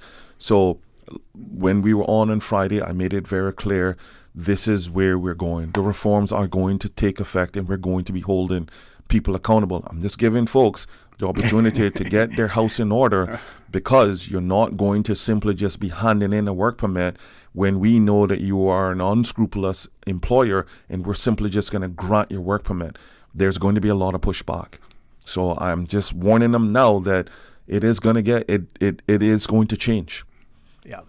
So before we went to the break, I mentioned to you that the whole issue of training people in the tourism industry, not just saying, we're going to create this, but, having, proper training programs. And about this because of Inspire Cayman. So, you're not just talking off the top of your head, you're talking about from experience. We could have had OC over the last 15 years. We could have built 2 national tourism training programs. We knew based on the type of projects that we have coming into Cayman, hotel projects, we knew, right? We have given for instance, just one hotel, the Grand Hyatt, $8 million in concessions. Yet we haven't forced them to put in a national training program to train up the people that are going to be hopefully employed at their hotel. So here's what happens in our system. We had the Ritz-Carlton that opened, majority of people there, non-Caymanian.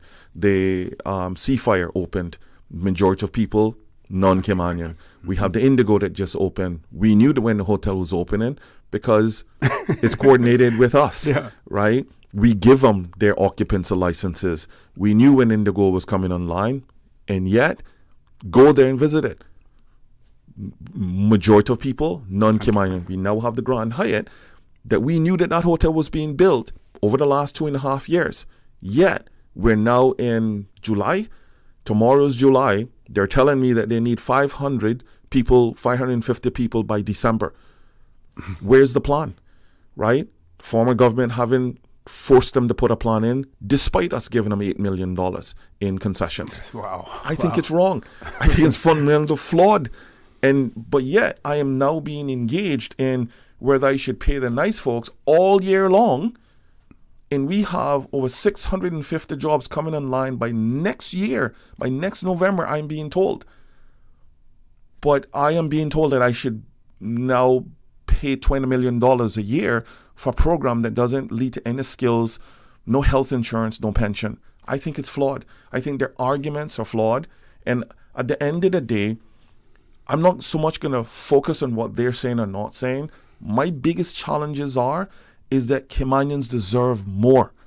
We have to start to ensure that our people have the expectation that they deserve more. Therefore, we need to train them to deserve more, right? I have a lot of youngsters coming in from university or graduating from UCCI or ICCI. They cannot get a job in this country. I get emails, text messages, calls on a consistent basis from students, family members that are concerned that their child just spent $150,000 on a degree and they cannot come back and work in our country. So I'm not going to have the dumb conversations about the NICE program because I don't think that the program is worth our expenditure all year long. If we want to have NICE in the summer, great. We're funded at that time. We want to have it at Christmas, we're funded at that time. But to put a program in 12 months a year when I'm having almost 600 kids graduate from private and public schools that are going to be coming into our system who are going to be looking real jobs, right? The civil service just took on 140 young people, and it was so brilliant to see those kids in Parliament on Friday. That's what we are. That's who we are. No, I'm not naive to think that everyone is going to go to college. They're not. Everyone shouldn't have to go to college to get a job in Cayman. But we are paying a lot of money also between the public works training program, Ready to Work, and a number of different training programs. We have to be able to find a program that's going to upskill our people. But we also have to also hold organizations accountable. You cannot give an organization $8 million in concessions, but then they don't give the country back nothing, right? Where do you think their money is going? Do you think their money, I don't have any, no one have contacted me upset that the Grand Heights going to be sending all their money overseas. I mean, they're also going to be sending their money overseas, but no one is going to be upset about that. And for them to come to you 6 months in advance of the opening and say we need 500 people, it's I'm annoyed at stuff like that because it have happened all the time. In previous governments, we don't hold them accountable. So we give them a lot of money, but then they don't have to give us anything in return. Go on that site, walk that site. There's over 500 construction workers on that site. Very few of those people are Caymanians. Why? We knew that we knew that project was coming in line, and we didn't say to them, okay, that project is coming in line. A year before that project starts, you need to actually put in a TVET program and train up the labor that you need. We didn't say that, but then we turned around and said, okay, we're going to give you a gift wrap of $8 million or $8 million plus in concessions for you to bring in all your materials free on the Cayman Islands government. And no strings attached. Right? There's nothing. I've been looking for a report or some sort of document that holds this organization accountable or any organization accountable in terms of training Caymanians up and making sure that they have full-time jobs. You know what? That's going to happen. Let me tell you what's going to happen. They're going to justify their work permits because they're going to say, well, there's no Caymanians that has applied. So therefore, why don't you, and so they're waiving the little work permit fees in front of us and we must just take that and run. It's not good enough anymore. So I'm going to hold people accountable for what they say that they're going to be doing. And if they're not, then their hotel's probably going to be delayed. Because until I can see a plan that involves training up Caymanians to take good jobs, then we are probably not going to have the discussion about work permits. One of our listeners has written and said, MP Myles is a man of great courage. He is not afraid to break down the syndicate system where the chamber rules. He will be unpopular with the powers that be, but so be it. He's the man for the job. Let's read a few more. Okay. Somebody said that Miss someone said that they're no longer able to access Radio Cayman directly from their iPhone. Would appreciate instructions. I have a Galaxy, so don't know much about the iPhone. Let's read a few more before we go to our headline news in terms of what these persons have said. Can you ask Minister Myles if he's aware of a Filipino-only recruitment group on Facebook called Pinay in Cayman? This is not right and should be stopped. They offer jobs from housekeeping to canine handlers, and they are well organized. I've heard about it. Let's see some more here. This one. Good morning, OC. Sounds like this is the minister Cayman needed many years, but thankfully we have it now. So all positive stuff. This person says, okay, how can, what about someone who is a live-in, take care of 2 elderly blind persons and receives $800 per month, and they have to buy their own food as well.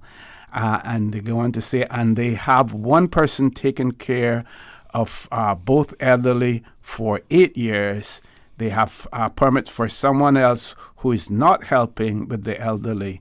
Again, it talks about the abuse of the system, and these are the people that are kicking against increasing the wages. Exactly why we are ensuring that people can actually live on in a wage that ultimately respects their living conditions, right? I mean, I feel sorry for stuff like that because I'm very much aware that things like that is happening. Now, if that person goes to the Labour Department and complains that they're being taken advantage of, their work permit will be cancelled, right? Is that fair? Right? It's not, right? This is what we are talking about, OC, is nothing different than slavery. That's what we're talking about there. Modern day slavery. Right? Yeah. I can pay you whatever I want because I know how desperate you are and you can't do anything about it. And yet we are beating our chests and saying we are a Christian and a faith-based community. And they expect the government to sit by and watch it, allow it to happen. I'm not. I'm not. It's stuff like that I'm disgusted by. I'm just like, I'm out when it comes to things like that. People shouldn't even call me about defending stuff like this. That's why when I hear the pundits on social media ramping up about, they're going to send all their money home. Well, something? We brought them here, right? They don't live here. So the end of the day, they live somewhere else that they need to send money back to take care of their people. I would be doing the exact same thing. And I guarantee you no one is going to come to the table to say if they didn't have, if they had family in another country, they'd be sending money home to their people as well. Yep. Okay, folks, headline news at 9 o'clock. When we return, the phone lines will be open. I'm telling you from now, try to keep your comments brief and to the point, and that way we will be able to get through a lot of callers as well as respond to the WhatsApp messages that are coming through as well. Please stay tuned for the record. We'll be back after the headline news at 9 o'clock. From Radio Cayman's newsroom, this is Headlines. Local, regional, international news. The headline news is brought to you by Kirk Market and Health Services Authority. I'm April Cummings with your latest headlines. The UK's highest court rules the governor of the Cayman Islands acted lawfully when he used his reserve powers to introduce civil partnerships for same-sex and opposite-sex couples in 2020. The Privy Council decision was published today online. In international headlines, a man armed with a rifle started a wildfire Sunday and then began shooting at first responders in a northern Idaho mountain community, killing 2 firefighters and wounding a third during a barrage of gunfire over several hours. A shelter-in-place order has been lifted now after a tactical response team used cell phone data to hone in on a wooded area where they found the suspect's body with a firearm nearby. Officials did not release his name, nor did they say what kind of gun was found. Canadian Prime Minister Mark Carney said late Sunday that trade talks with the U.S. have resumed after Canada rescinded its plan to tax U.S. technology firms. U.S. President Donald Trump said on Friday that he was suspending trade talks with Canada over its plans to continue with its tax on tech firms, which he called a, quote, direct and blatant attack on his country. The Canadian government said in anticipation of a trade deal, Canada would rescind the tax. It was set to go into effect today. Those are your headlines. I'm April Cummings. Radio Cayman.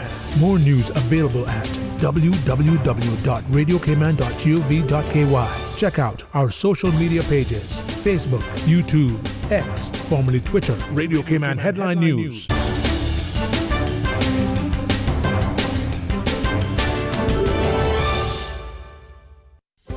Do you have a healthcare question but not sure who to ask? Contact HSA's Patient Call Center to speak to one of our experienced clinical team members. We are here to answer your questions and help guide you through your healthcare journey. Need to make an appointment? Our team can help. Contact HSA at 949-8600 or email info@hsa.ky. At HSA, we are committed to caring for you.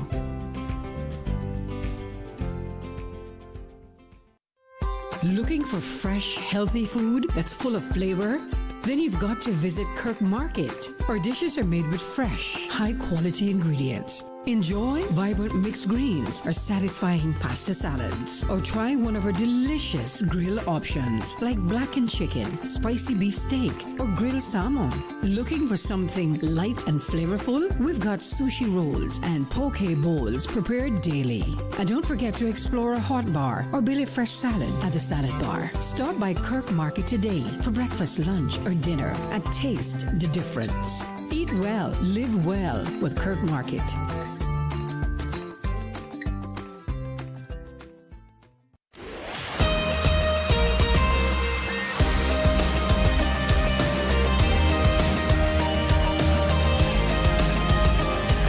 For the Record with Orrett Connor. Good morning. Welcome back to For the Record. In the studio with me this morning, Minister, the Honourable Micheal Myles, who has responsibility for Caymanian employment and immigration. We have opened up the phone lines. We're asking people to please be brief and to the point. First caller, good morning. Welcome to For the Record. Good morning again, OC, and good morning to the Honorable Minister there. Morning. Morning, sir. That gentleman reminds me of the late Jim Borden. That's the kind of leader that I like. Well, I appreciate that. I like people who comes, get elected, campaign on issues, and at the end of the day, don't stray away. And don't be afraid of the vultures, okay? You stand strong. They can't do anything. This is your country. You have been elected by the people to do what the people want, and you do that, and you'll be safe. That's where I'm headed. I heard mention of the time limits for government, but I haven't heard. It might have happened, but I haven't heard anything about adjusting the time limit and bringing it at least back down, I would say, to 5 years and go for 2 years for the private sector.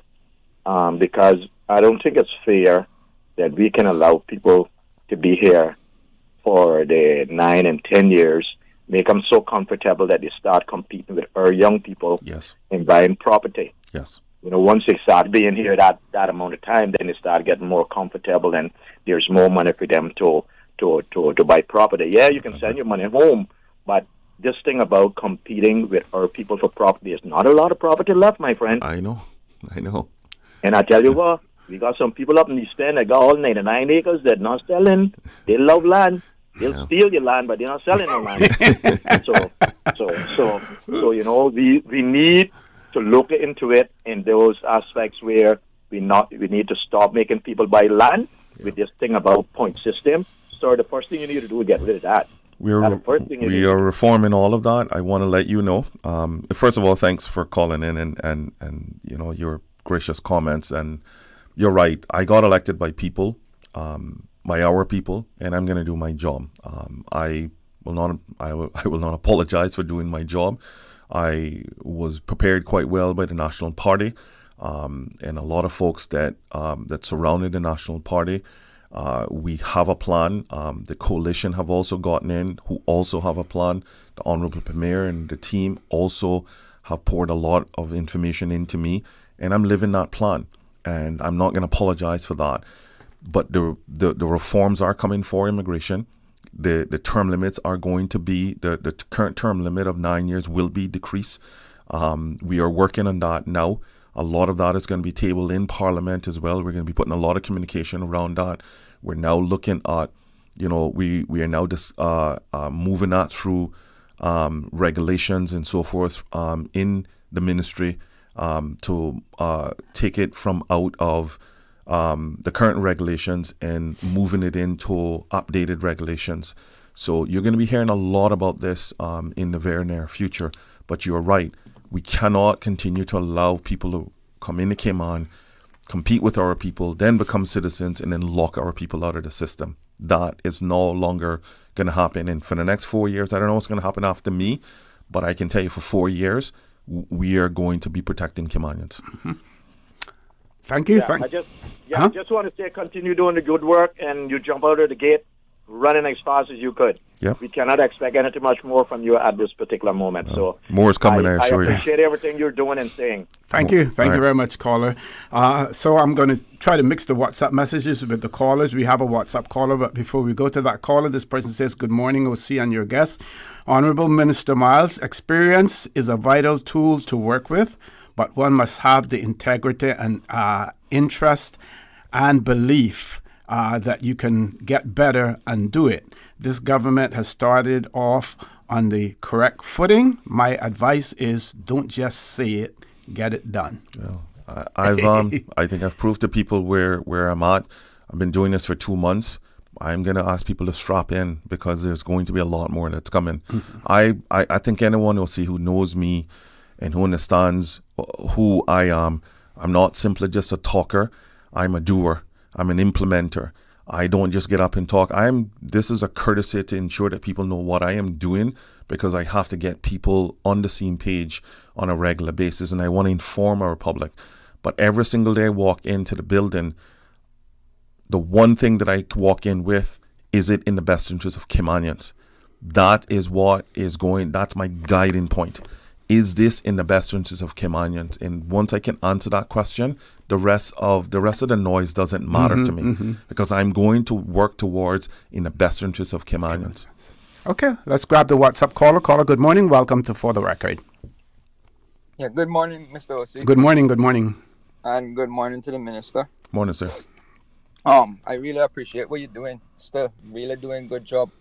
But I heard you said something just a moment, and it reminded me that you might need a future-proof some stuff that you're going to implement so that there won't be any changes in the future. And if they are, at least we would have a hard time trying to change it if we had made a salient decision. But with the minimum wage thing, I understand that you want to deter people from living a certain lifestyle. With increasing the minimum wage might be better for them to afford and pay the rent on time and whatnot, right? But you got to remember as well, we do have foreigners here that have no issues with living in a cluttered lifestyle, where they save a lot more money by doing so, and they don't have no problem because where they're coming from, they are okay with what they're doing. So that if they're getting more, that's only going to benefit them, and it won't benefit us because their lifestyle will never change. And as long as they're living here, because they're not living here, they're working here. They're just working here and they're surviving. So that's not going to change. Even if you make them get $15 an hour, that won't change because their lifestyle is not to stay. So, caller, I appreciate your points. And again, I'm, as what I've said, there's about 8,000 people that are from foreign labor that this impacts. I am not going to say who is living in squalor or who's not. We have a lot of Caymanians living in squalor as well. They may take this hike in minimum wage and they may continue to live the same way. My responsibility is to make sure that our country has an adequate minimum wage that benefits some of the most vulnerable populations in our country, that they are no longer taken advantage of. Currently, we are not going to justify people coming here and living on $6 an hour. And yes, if they're sending their money home to take care of their families, it is what it is. They're foreign labor that we've invited in our country. Our goal is to make sure that between our people or their people, that people have a sense of dignity when they get up in the morning to go to a job to work hard. So I can't say who's living in what life or if 875 is going to change them to live better. What my responsibility is to look at the national minimum wage research and implement it as it is. But with a pay scale, wouldn't you think it would be fair that Caymanians make a separate minimum wage from the foreigners? No, I don't. Currently, I think it's non-discriminatory if you take the Caymanians first and prioritize them with their comfort, because we live here, we have to live here, we have more priorities than the foreigners. I get it that they have to send money back home, but where they're going to send money is a lot less cheap, is a lot less expensive than here in Cayman. So when we give them our comfort payment for their benefit, they get double the reaction or either triple the benefits with where they're going with that money. Caller, I appreciate your views. And we're again, Caller, give the minister a chance. So if I can respond to that, right? So we've just given a 5% cost of living increase to every civil servant. Just imagine us saying we're only going to give it to Caymanians.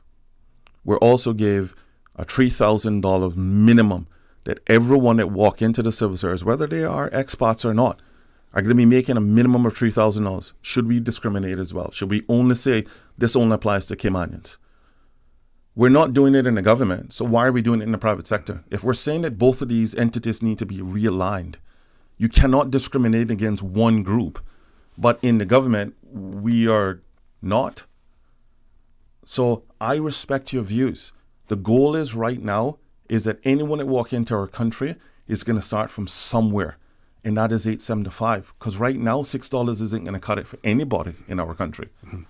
Thank you very much, caller. Thank you very much for that. We have 3 callers on hold. We're going to go to a commercial break. Before we go there, though, this person has written in and said, please encourage Minister Myles. Many local vloggers, I think that's how it's pronounced, vloggers, who were once in office and others who were never in office are criticizing him on the NICE program decision. Mr. Myles, people are offended and disrupted by actual doers, and this is why you will be criticized. You are making changes others didn't.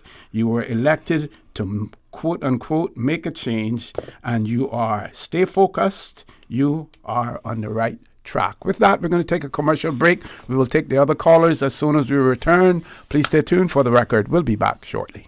My mom's a superhero. She always knows what to do when I feel icky. Yesterday, we went to West Bay Pharmacy, and they had everything she needed. Medicine, my favorite Band-Aids with dinosaurs, and even flavored vitamins. Mom says they keep our family healthy. I think they're magic. Don't tell anyone. I think superhero shop at West Bay Pharmacy. West Bay Pharmacy, where the superheroes shop. West Bay Pharmacy and Centennial Towers. Convenient quality care is just around the corner. Your dream home starts with a vision, and often inspiration is at the heart of that vision. Brand Source Home Gallery's in-house designers are here to help bring your vision to life. Whether you're remodeling or building a new home, Brand Source Home Gallery is your one-stop solution. Explore their kitchen cabinets, sinks, faucets, bath fixtures, tubs, vanities, and more. Let Brand Source's designers help and inspire you with your next project. Call 623-5000 and schedule an appointment with a design expert at Brand Source Home Gallery, Dorsey Drive, Industrial Park, serving Cayman for 50 years.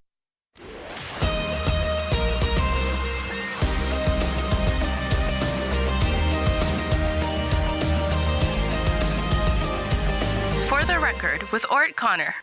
Good morning. Welcome back to For the Record. We have a few callers queued up, and Minister Micheal Myles is in the studio with us. This person sent in a WhatsApp, says, seems unfair to new workers joining the government starting at $3,000, and some current government workers after 10 years of service are only making $3,500. Sounds like a salary review is badly needed in government. And I'm sure it is. Yep. And, I want to go back to the other caller who mentioned about change. Change is hard for a lot of folks. I welcome criticism. It is an opportunity for me to see my blind spots. I have gotten feedback all of my life. It's why I continue to work hard, but I also work smart. I don't have a problem with folks disagreeing, but we are going to agree that at the end of the day, Integra still stands. And we can agree to disagree in a number of different topics and still end up, leaving as friends on specific things. But the goal has always been our people need to be protected.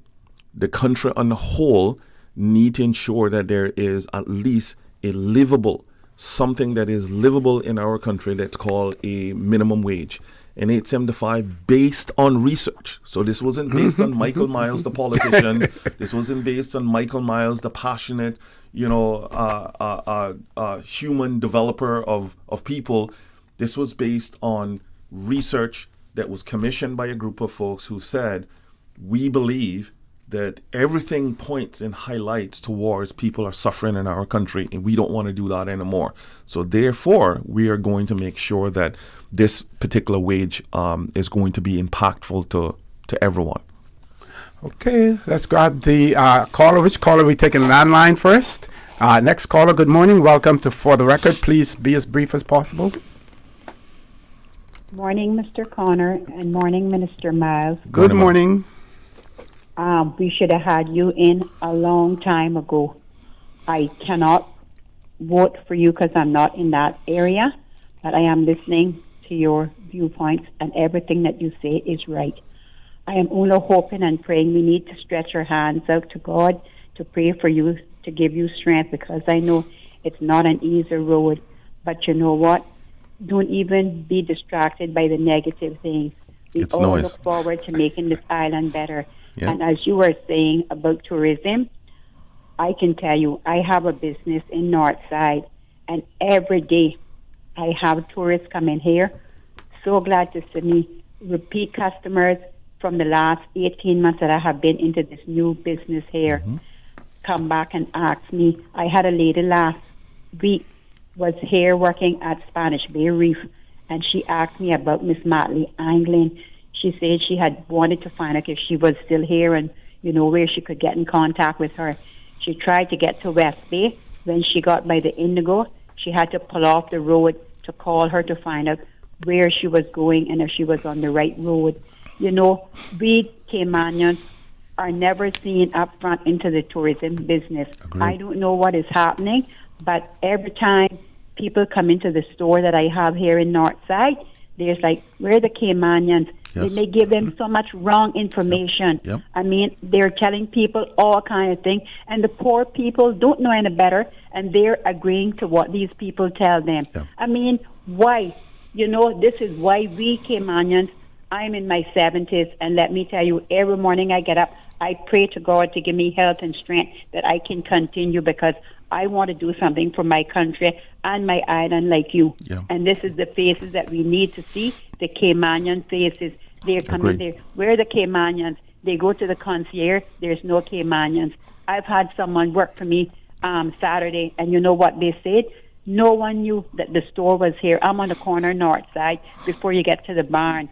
And he's like, you know what the American man did? Took a flyer and said he was going to put it on the WhatsApp group for Morris. So why do the foreign people have to come in here to advertise for we, the Caymanians? Yeah. And another thing, this trade and business license, I know Mr. Connor said I have to make it brief, but there are many people with one trade and business license, and they have multiple jobs. There are people out there doing barbering, rent a car, construction, janitorial work. Yep. How many people? Yep. This needs to be addressed. So I'm going to make it short. I'm going to continue praying for you. You're doing an excellent job. Thank you. God bless you. Thank you, ma'am. Thank you. Thank you very much, caller. Well articulated as well. We're going to grab the WhatsApp caller next, or the landline. The landline. Caller, good morning. Welcome to For the Record. The caller on the landline. Good morning, OC. Hey, good morning. Good morning. How are you? I'm fine, thanks. And good morning to the Honorable Minister Myles. Morning, sir. This is Richard Bernard Sr., and I'm identifying myself for obvious reasons. Mm-hmm.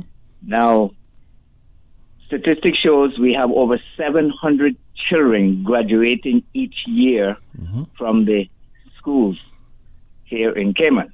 Yep. And I know for a fact that not even 15% of those go on for tertiary education. Mm-hmm. A lot of those are not skills. They're not seeking any skills because actually there's no skill schools here to teach them. Simple things like plumbing and electrical and so on. That was some time ago when otherwise known as Alan Myles, had a school that was operating. Alan Moore. Alan Moore, yeah. Actually, I say that to say this. Now, why has past governments allowed large hotels to be built here in Cayman when we know we do not have the manpower to do so. That is ludicrous. That is like closing the gate after the horse is already gone out of the barn. Yep.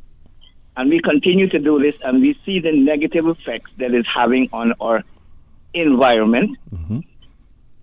I live in Georgetown, and let me tell you, where I live, the traffic starts from 6:30 in the morning. Right now, it's just after 9 o'clock, and the traffic has just cleared probably like about half an hour ago. Caller, you want to make a point there? As a point? Well, I want to make a point. Yeah, to say yeah. that we are not developing this country for our Caymanian people. Mm-hmm. And we should no longer be giving concessions to any entity, foreign or domestic.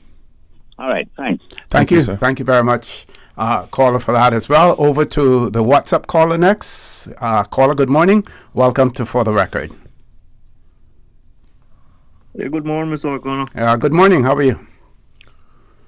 Okay, and, good morning to Minister Myles. Morning, sir. Yeah, Minister Myles,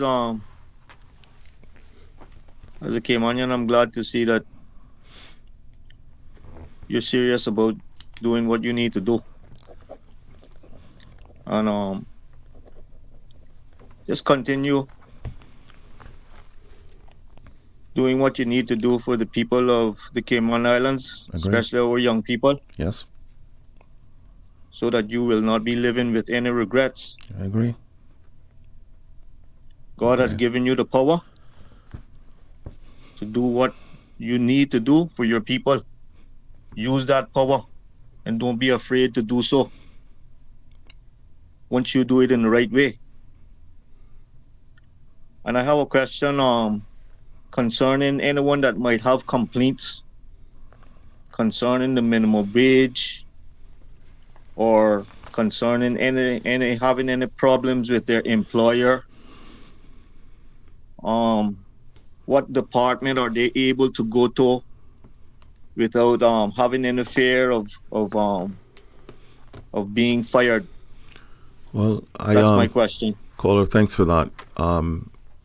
The Labor Department deals with all labor complaints.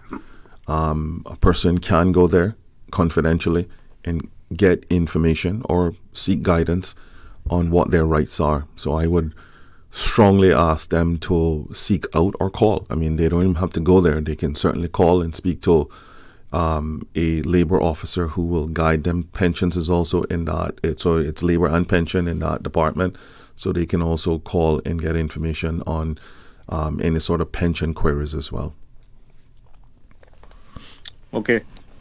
Thank you. All right. Thank you very much, caller. Any other caller in hold? Next caller on the landline. Good morning. Welcome to For the Record. Good morning, caller. Good morning, Mr. O.C. Go right ahead. Good morning, Mr. Minister Myles. Morning, sir. I just got to say, this is Fernando McLaughlin. This is my first time calling the radio talk shows, but as a Caymanian, I felt this morning that I had to call. Mr. Myles, I'm going to first say kudos to you, sir, for what you're doing. Thank you, sir. I appreciate it. And I really appreciate what you're doing for the Caymanians. Mr. Myles, Mr. Connor, you had a caller just now that just stated that we do not have a TVEP program. I've been working at UCCI for the last 16 years, sir. We do have a TVEP program for AC, for plumbing, and for electrical. And I'll say it needs to be advertised more, or do, Mr. Myles, whatever you can do on your side for hotels. They need these workers. We can provide I know. the service here. I know, my friend. UCCI I know. To give them what they need. I know. And if they give us enough time, we can put the program in place for exactly what they need. Yep. And I'm one of the leaders now at UCCI, so that's why I'm calling to tell you we can do it. I know I'm a you can. student as well at UCCI myself while working here. Yeah, I know we can, and that's why I am forceful with this, and that's why I would. And again, I'm not here to harp on the NICE program. That's why I'm saying I would prefer to develop our people in your programs. PWD also have a TVET program that does some of the same programs that you guys do. So why aren't we investing in that? I am not saying that we are not going to invest in NICE. It's simply going to be that. It's not going to be a 12-month program. It's going to be a summer program. But I am not prepared to put $20 million in a program that leads to nothing when I know that UCCI, ICCI, the Ready to Work training program, the PWD training program, Cayman Career Academy, and other training programs out there can give us the labor that we need to make sure that organizations like the Grand Hyatt and other organizations can be staffed appropriately with our people. It is a better investment for us, and I am going to be focusing on that. And I am here to take whatever criticism because, again, my shoulders are broad and I can take it, but I am not going to apologize for the investment going forward in our people. Thank you. Thank you very much, caller, for that as well. Before we go to the commercial break, this person has written kudos to the Honorable Micheal Myles. He made a difference long before he entered government. He's making a huge difference already, and that's exactly what we expect. He has my support and prayers as well. We want to thank that writer for that. Do I have another one that I can share before we go to the break?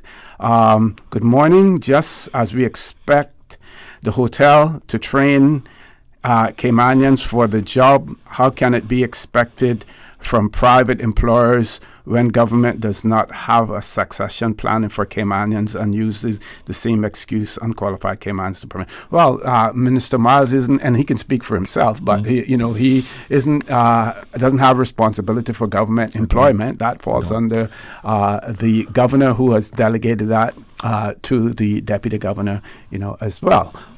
Yeah. Let's go to the commercial break. When we return, we will take other callers. Please stay tuned for the record. We'll be back shortly.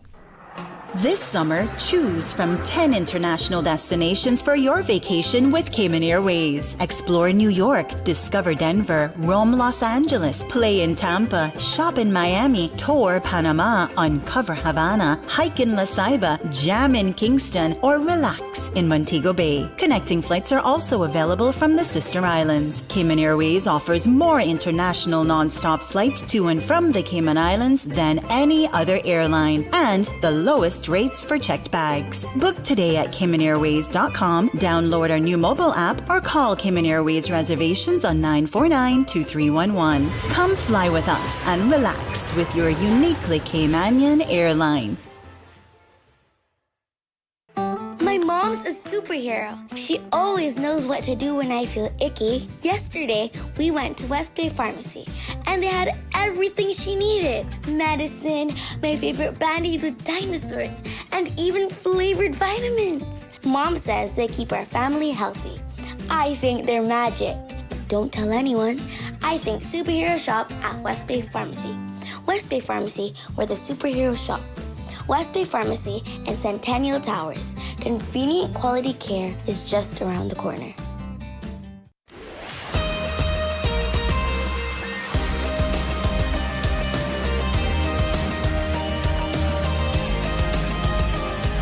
For the record, with Orrett Connor. Good morning and welcome back to For the Record, trying to do this balancing act here. So before we go to the caller, this person has said, good morning, OCN Minister Myles. Two issues. One, I'm happy to hear the Honorable Minister allude to Caymanians creating poverty versus importing it as a result of the wages paid to some imported workers. And two, I wish to remind and or inform Caymanians and residents that it was Caymanian seamen sending home allotments that enable us to progress from the islands that time forgot to the islands that are the envy of many. And that is coming from Mr. Clydas. He's put his name on the bottom. Great point. Great point. Yes. Caller, good morning. Welcome to For the Record. Good morning. Good morning. Good morning, Mr. Connor, and good morning, Minister Myles. Good morning, ma'am. Please forgive me, I have a flu, so if I sound a little bit congested, that's why. I just wanted to make a comment referring to what a lot of the, should I say, naysayers have, or should I just say, the negative people concerning raising the minimum wage and then, the recipients sending it home. To that I want to say, what they have clearly overlooked or are not aware of, all of the white-collar work permit holders on this island, they send home a portion of their salaries as well. And that does not compare to what the people who earn 875 sends home. The reason they don't know about it is because that goes by wire transfer. They don't have to go and get in the line at Western Union or the other places that it is sent by. Yeah. So they might want to educate themselves on that. Yeah. And also, if they're not aware, then, I'm sorry, then maybe speak to someone on it. And the other thing that I wanted to touch on is on your show last week, you mentioned something about 2 years, granting work permits for 2 years, and then the Trina Caymanian to take over. I can tell you that nowhere do you need 2 years to train a Caymanian to take any job unless that Caymanian is by the company. Then I would say yes. You probably need 2 years to understudy it, and that depends on the size of the company. And when I say that, I mean it's got to be one of the law firms or the banks to understudy every aspect of it, and if it has overseas branches and so on. I think that a year is a lot, and that is even pushing it. Any Caymanian who, even without a university degree, who has worked with any of these people, they already know that job within 3 months. Yeah. These people have a racket going on where, they want to, they've extended your probation period from 3 months to 6 months. Yeah. It's a reason for that, okay? They find a way to climb through every crevice that you didn't stop or you didn't seal off. So that's the kind of stuff they'll do. And I'm going to end on saying, because I don't want Mr. Connor to pull the plug on me, that I want to make a suggestion to any Caymanian that, in fact, I'm going to go against my own words because there's another point that comes to mind. But I want to make a suggestion to any and every Caymanian that is applying for a job.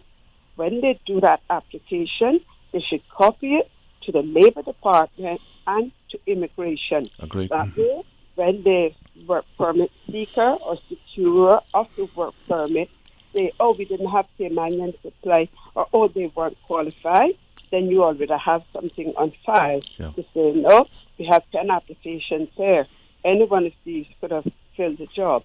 And let me please just say, and as far as our hospitality, please, yes, we need Caymanians in that area. It is a disgrace.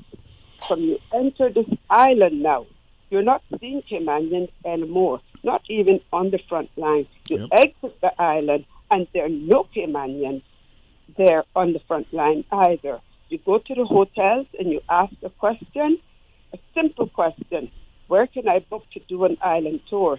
And they're told by Europeans, oh, no one does that. But can I hire a taxi to do it? Oh, no, they don't do it.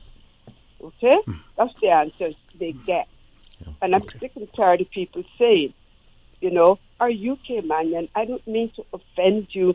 I ask because, we want to meet Caymanians. Why else did you think the people came here? They didn't come here to expect to have to rub shoulders with the same people. They just left. Thank you for your time. Thank you, ma'am. And hopefully we'll see some changes. And thank you, Minister. You're off to a good start. Thank you, ma'am. I appreciate your help. Thank you. Thank you very much, caller. This person has written, Minister Myles, we need to review the job recruitment agencies and look into their processes. One, our country is too small for such a large number of agencies, so they need to be there needs to be a cap on how many we allow to be registered in our country too. These job recruitment agencies need to be regulated and monitored carefully. Caymanians are not given preferences here as well. They take the CV for Caymanians, but mostly the foreigners are given preference for jobs, whether they are on island or off island. 3, many of the private sector employers also don't choose Caymanians or want to pay them a different salary than the foreigner. They go on to say, I'm aware that a prospective employer who advertised same job to 2 different job recruitment agencies where the salary amount was different, one lower and the other higher. Now is the employer or was it the job recruitment agency? Didn't get that last part of it. I know. I've seen it. I've seen it. As I said, when I ran Inspire, I seen recruitment agencies pass up on placing our students because they weren't making a lot of money off of them. So, why are you gonna place the Caymanian when you're not making a lot of money off? And then they seal up opportunities because they can put an expert in that position and earn a lot more money. That's going to end. I am pushing for every loophole in our system to end that, because if we are not going to, if these organizations are not going to ensure that our people are prioritized, then I will, and they will be out of business. So I'm giving them the opportunity to start doing the right thing, because the reforms are coming, and I will do everything I possibly can to disrupt their services. This person has written and said, kudos to Minister Myles, a breath of fresh air and a strong backbone. My questions are, 1, what are the plans to train a new cohort of psychiatric aides for the Ponciana Rehabilitation Center in East End? And 2, what are the qualifications of current expat psychiatric aides? Thank you very much. And the person said, please keep me anonymous. I just want to say to all of our listeners and viewers, unless you put your name to something and give us permission to use your name, we don't use it. We don't go and look. If you send us a WhatsApp message, we don't go and look at your profile to see who is doing it. We don't have really an interest in that. So rest assured, unless you give me permission to call your name will not be called. So this person had questions about the Ponciana. I don't, my colleague, Miss Kathy, would have more information than that. Or more information than I do. Ponciana obviously is a government facility, and their personnel is government recruited. I am aware that they have just established a training program maybe a year ago, and there are a number of Caymanians who was in that training program. However, we have also employed increasingly amount of foreign labor there as well, to kick their programs off. Now I know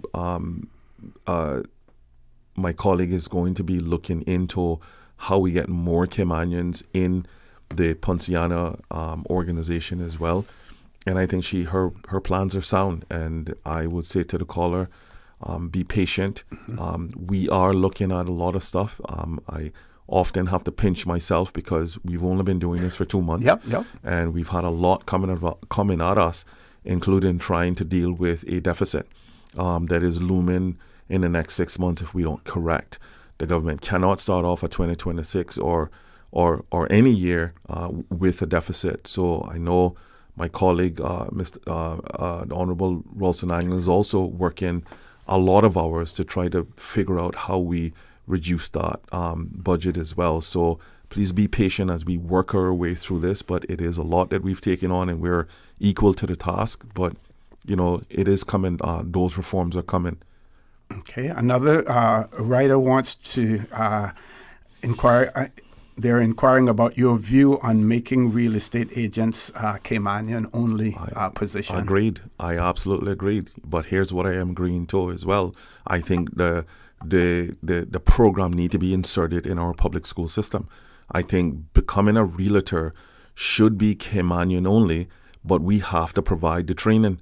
We should be putting that program at John Gray, Clifton Hunter, and SciFec, that every student and any of our kids that want to get into that, they start off as early as possible, right? We don't sell real estate as a career. We don't sell the entity as a career. And then we're shocked when a person could move from being a bartender or a server into, after taking a test, and could become a realtor. Well, if we want our people in those positions, no different than the hospitality industry. We want our people in that industry, then let's train them up to be in that industry.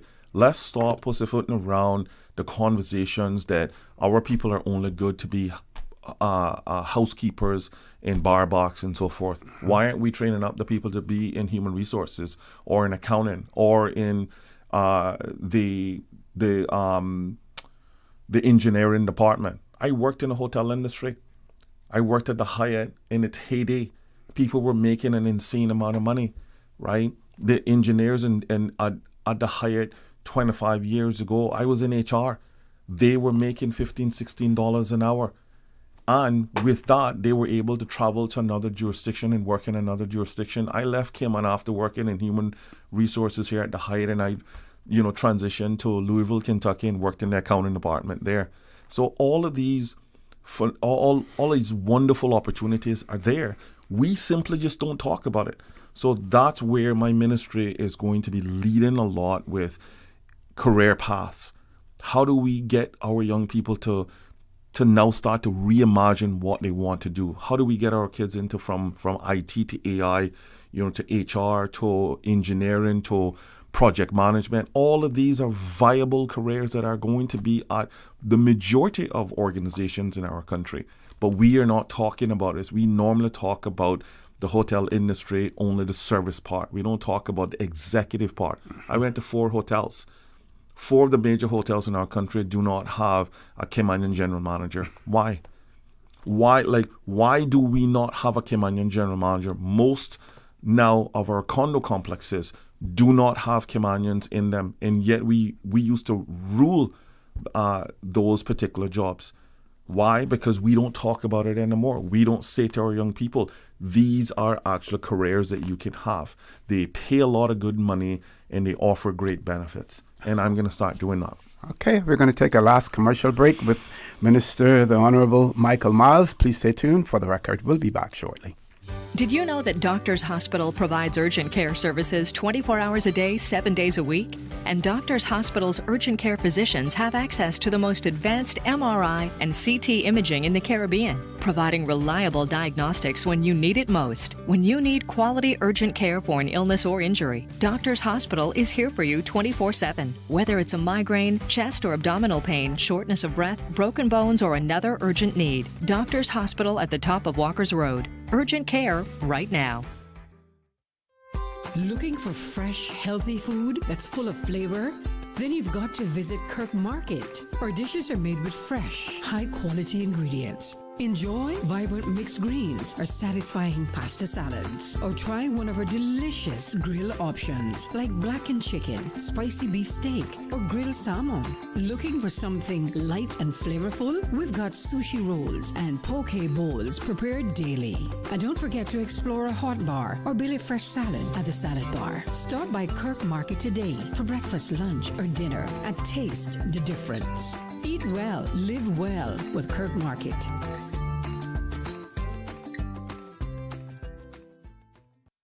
Tune in every Monday through Friday at 12 p.m. for Radio Cayman's Midday Newscast. Radio Cayman, the People's Station, your trusted official source for the latest news. The 12 p.m. news is proudly brought to you by Health City Cayman Islands. World-class healthcare within your reach.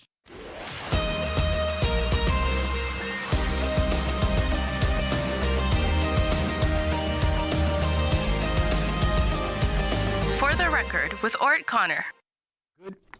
Good morning. Welcome back to For the Record. We still have 4 callers left on the line. We're going to try to cover everyone. We have about 12 minutes left to go in the show. Callers, please be as brief as possible. First caller, good morning. Welcome to For the Record.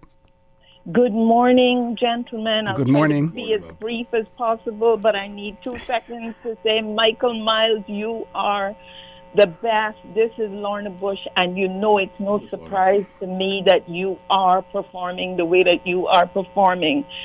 Very quickly, the hotel training is what I want to touch on.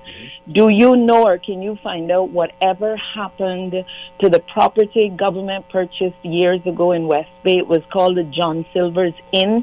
It was purchased on the McKeever Bush, and it was to be the Cayman Islands Hotel Training Institute.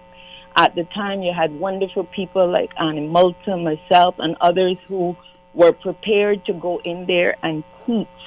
The reason Caymanians are not interested in the hospitality industry is because they're not hearing it from Caymanians. Like you said, I mean, I was at the Hyatt when they first opened in 86, 87. More money was being made then. We had Caymanians on the front line. William Conley, I'll never forget that guy. He's a blessed memory now, but William was the manager. I can't remember if he was general manager or just manager of one area. Stutzy was the reservations manager. All of our frontline people were Caymanians, and it was working. We were making loads of money, and the hotel was prospering, and the visitors loved the Caymanian interaction. We need to get Caymanians back, but Caymanians need to hear the testimonies from other Caymanians. Right now, I can tell you we have Loxley Haylock, head of HR down at the West End. If you were to hear from a young man there, Dimitri Hunter, Caymanian 100%, and he was just awarded by one of the service clubs as being like a rising star in hospitality. If we could get people like him out there talking to other Caymanians and telling you that during the high season he's making more than what some managers are making in huge organizations. I can't talk anymore. I'm taking up more than my time. God bless you, Michael. God bless you. You're not going to be popular because the Chamber of Commerce is going to hit your guts. But their reign is over. Okay. The Chamber has run this island for too long. God bless Micheal Myles. Long live this government. We're on to prosperity for Caymanians. I said it. For Caymanians. Thank you very much, caller. 2 more callers left, one on landline, one on WhatsApp. Let's do the other landline caller. Good morning, welcome to For the Record. Good morning, Mr. O.C. Good morning. And good morning to the Honorable Minister. Morning, sir. Good morning, Mr. Myles. Morning, sir. Blessed are those who consider the poor. Thank you for considering people, Mr. Myles.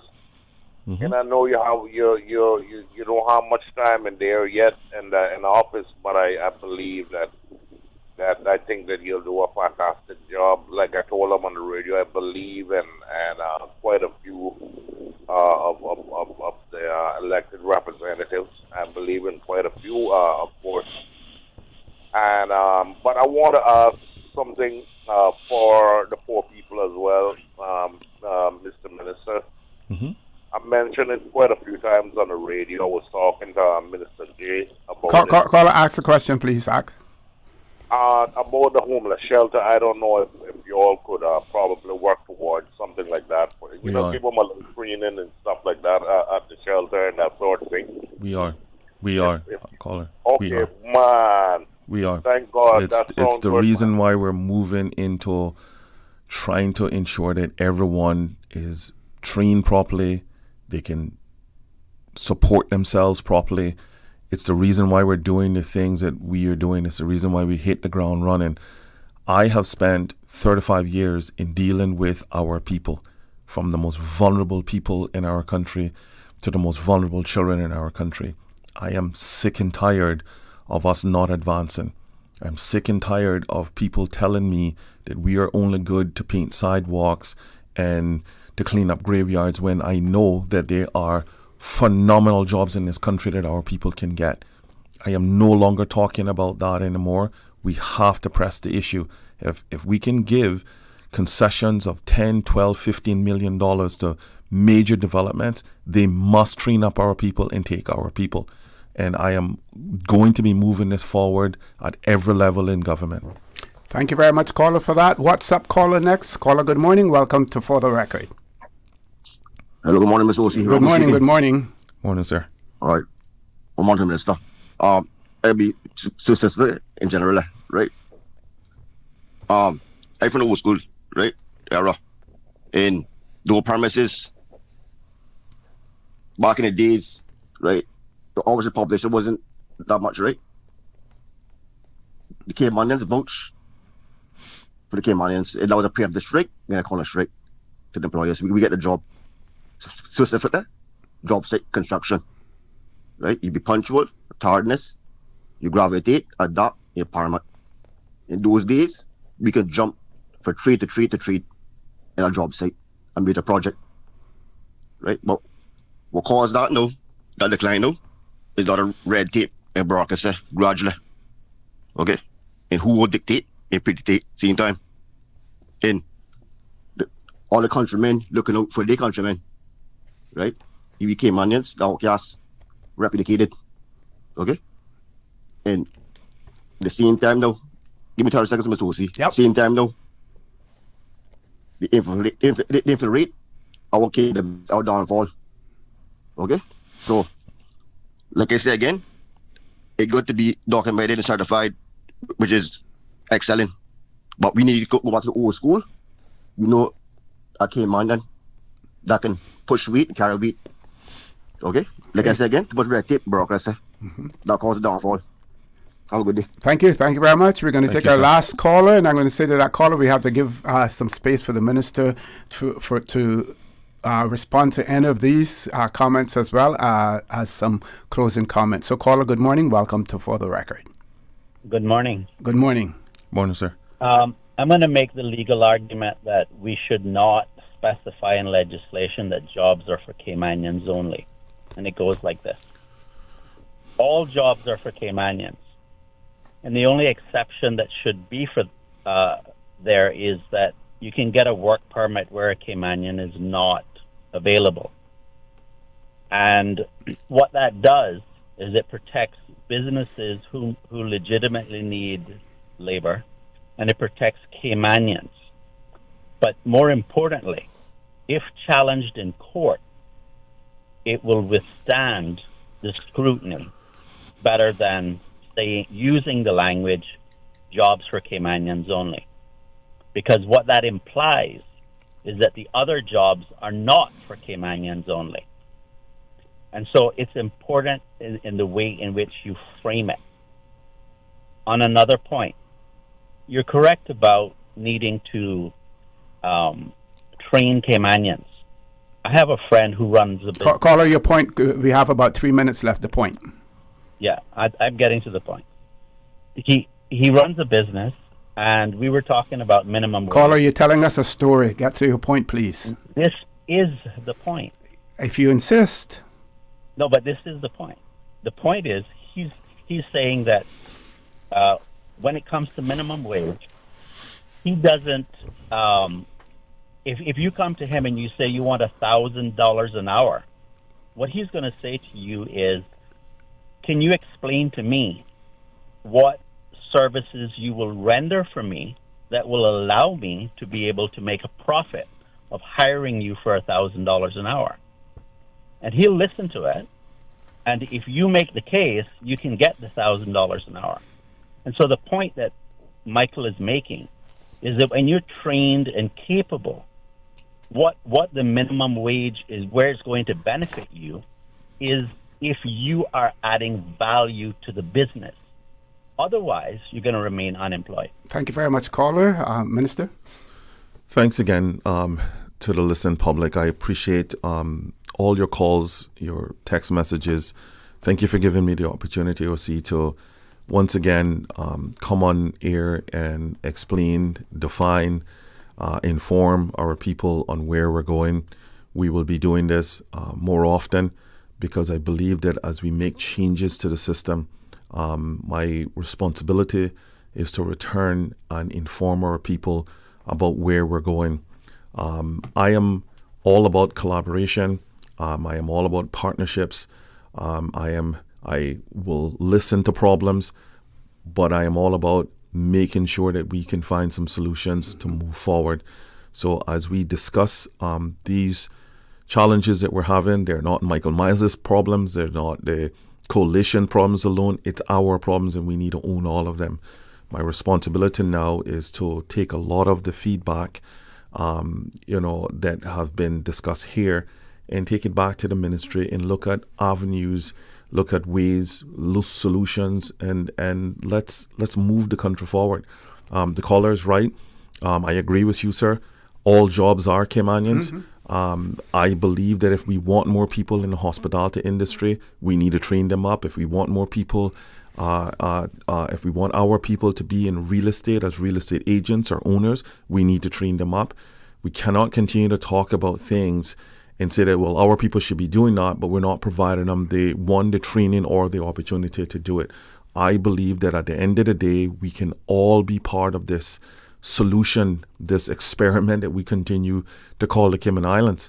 I love this country. I will do everything I possibly can over the next 4 years to move our country along with our coalition and the Cayman Islands National Party to move our country.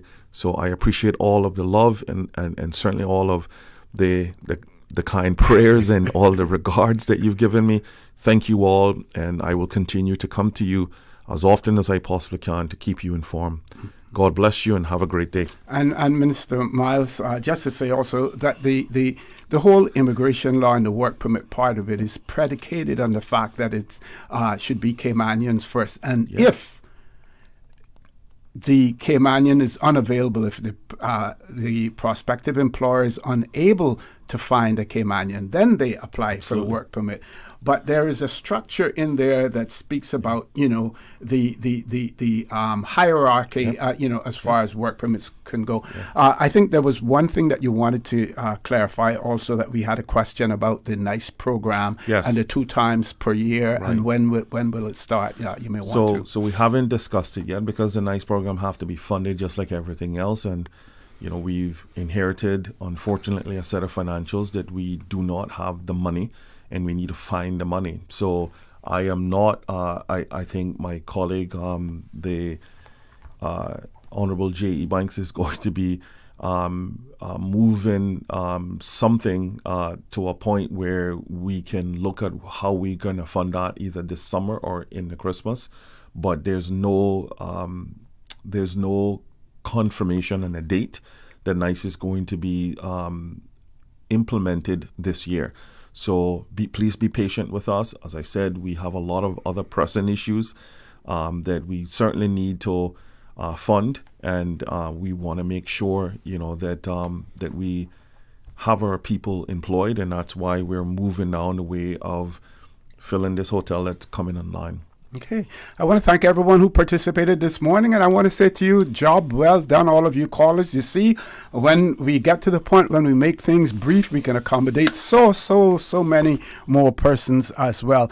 Those of you who are receiving a pension, public service, through the Public Service Pension Board, or maybe applying for a pension, just bear in mind that today, Monday the 30th of June, they will be relocating. They will relocate to their new permanent offices located in Grand Cayman at Pavilion East Building in Cricket Square. That's the new building that is being put up. All Public Service Pension Board plan members and pensioners needing any support are encouraged to come by the new location starting on the 30th of June today to see the new Center of Excellence that will establish a member-first service-oriented platform delivering exceptional value and service. I don't want to get Ms. Basilia in trouble, so I just want to say to you, join Mr. Charles Glidden Charlo this afternoon at 12:15 for Talk Today. And as usual,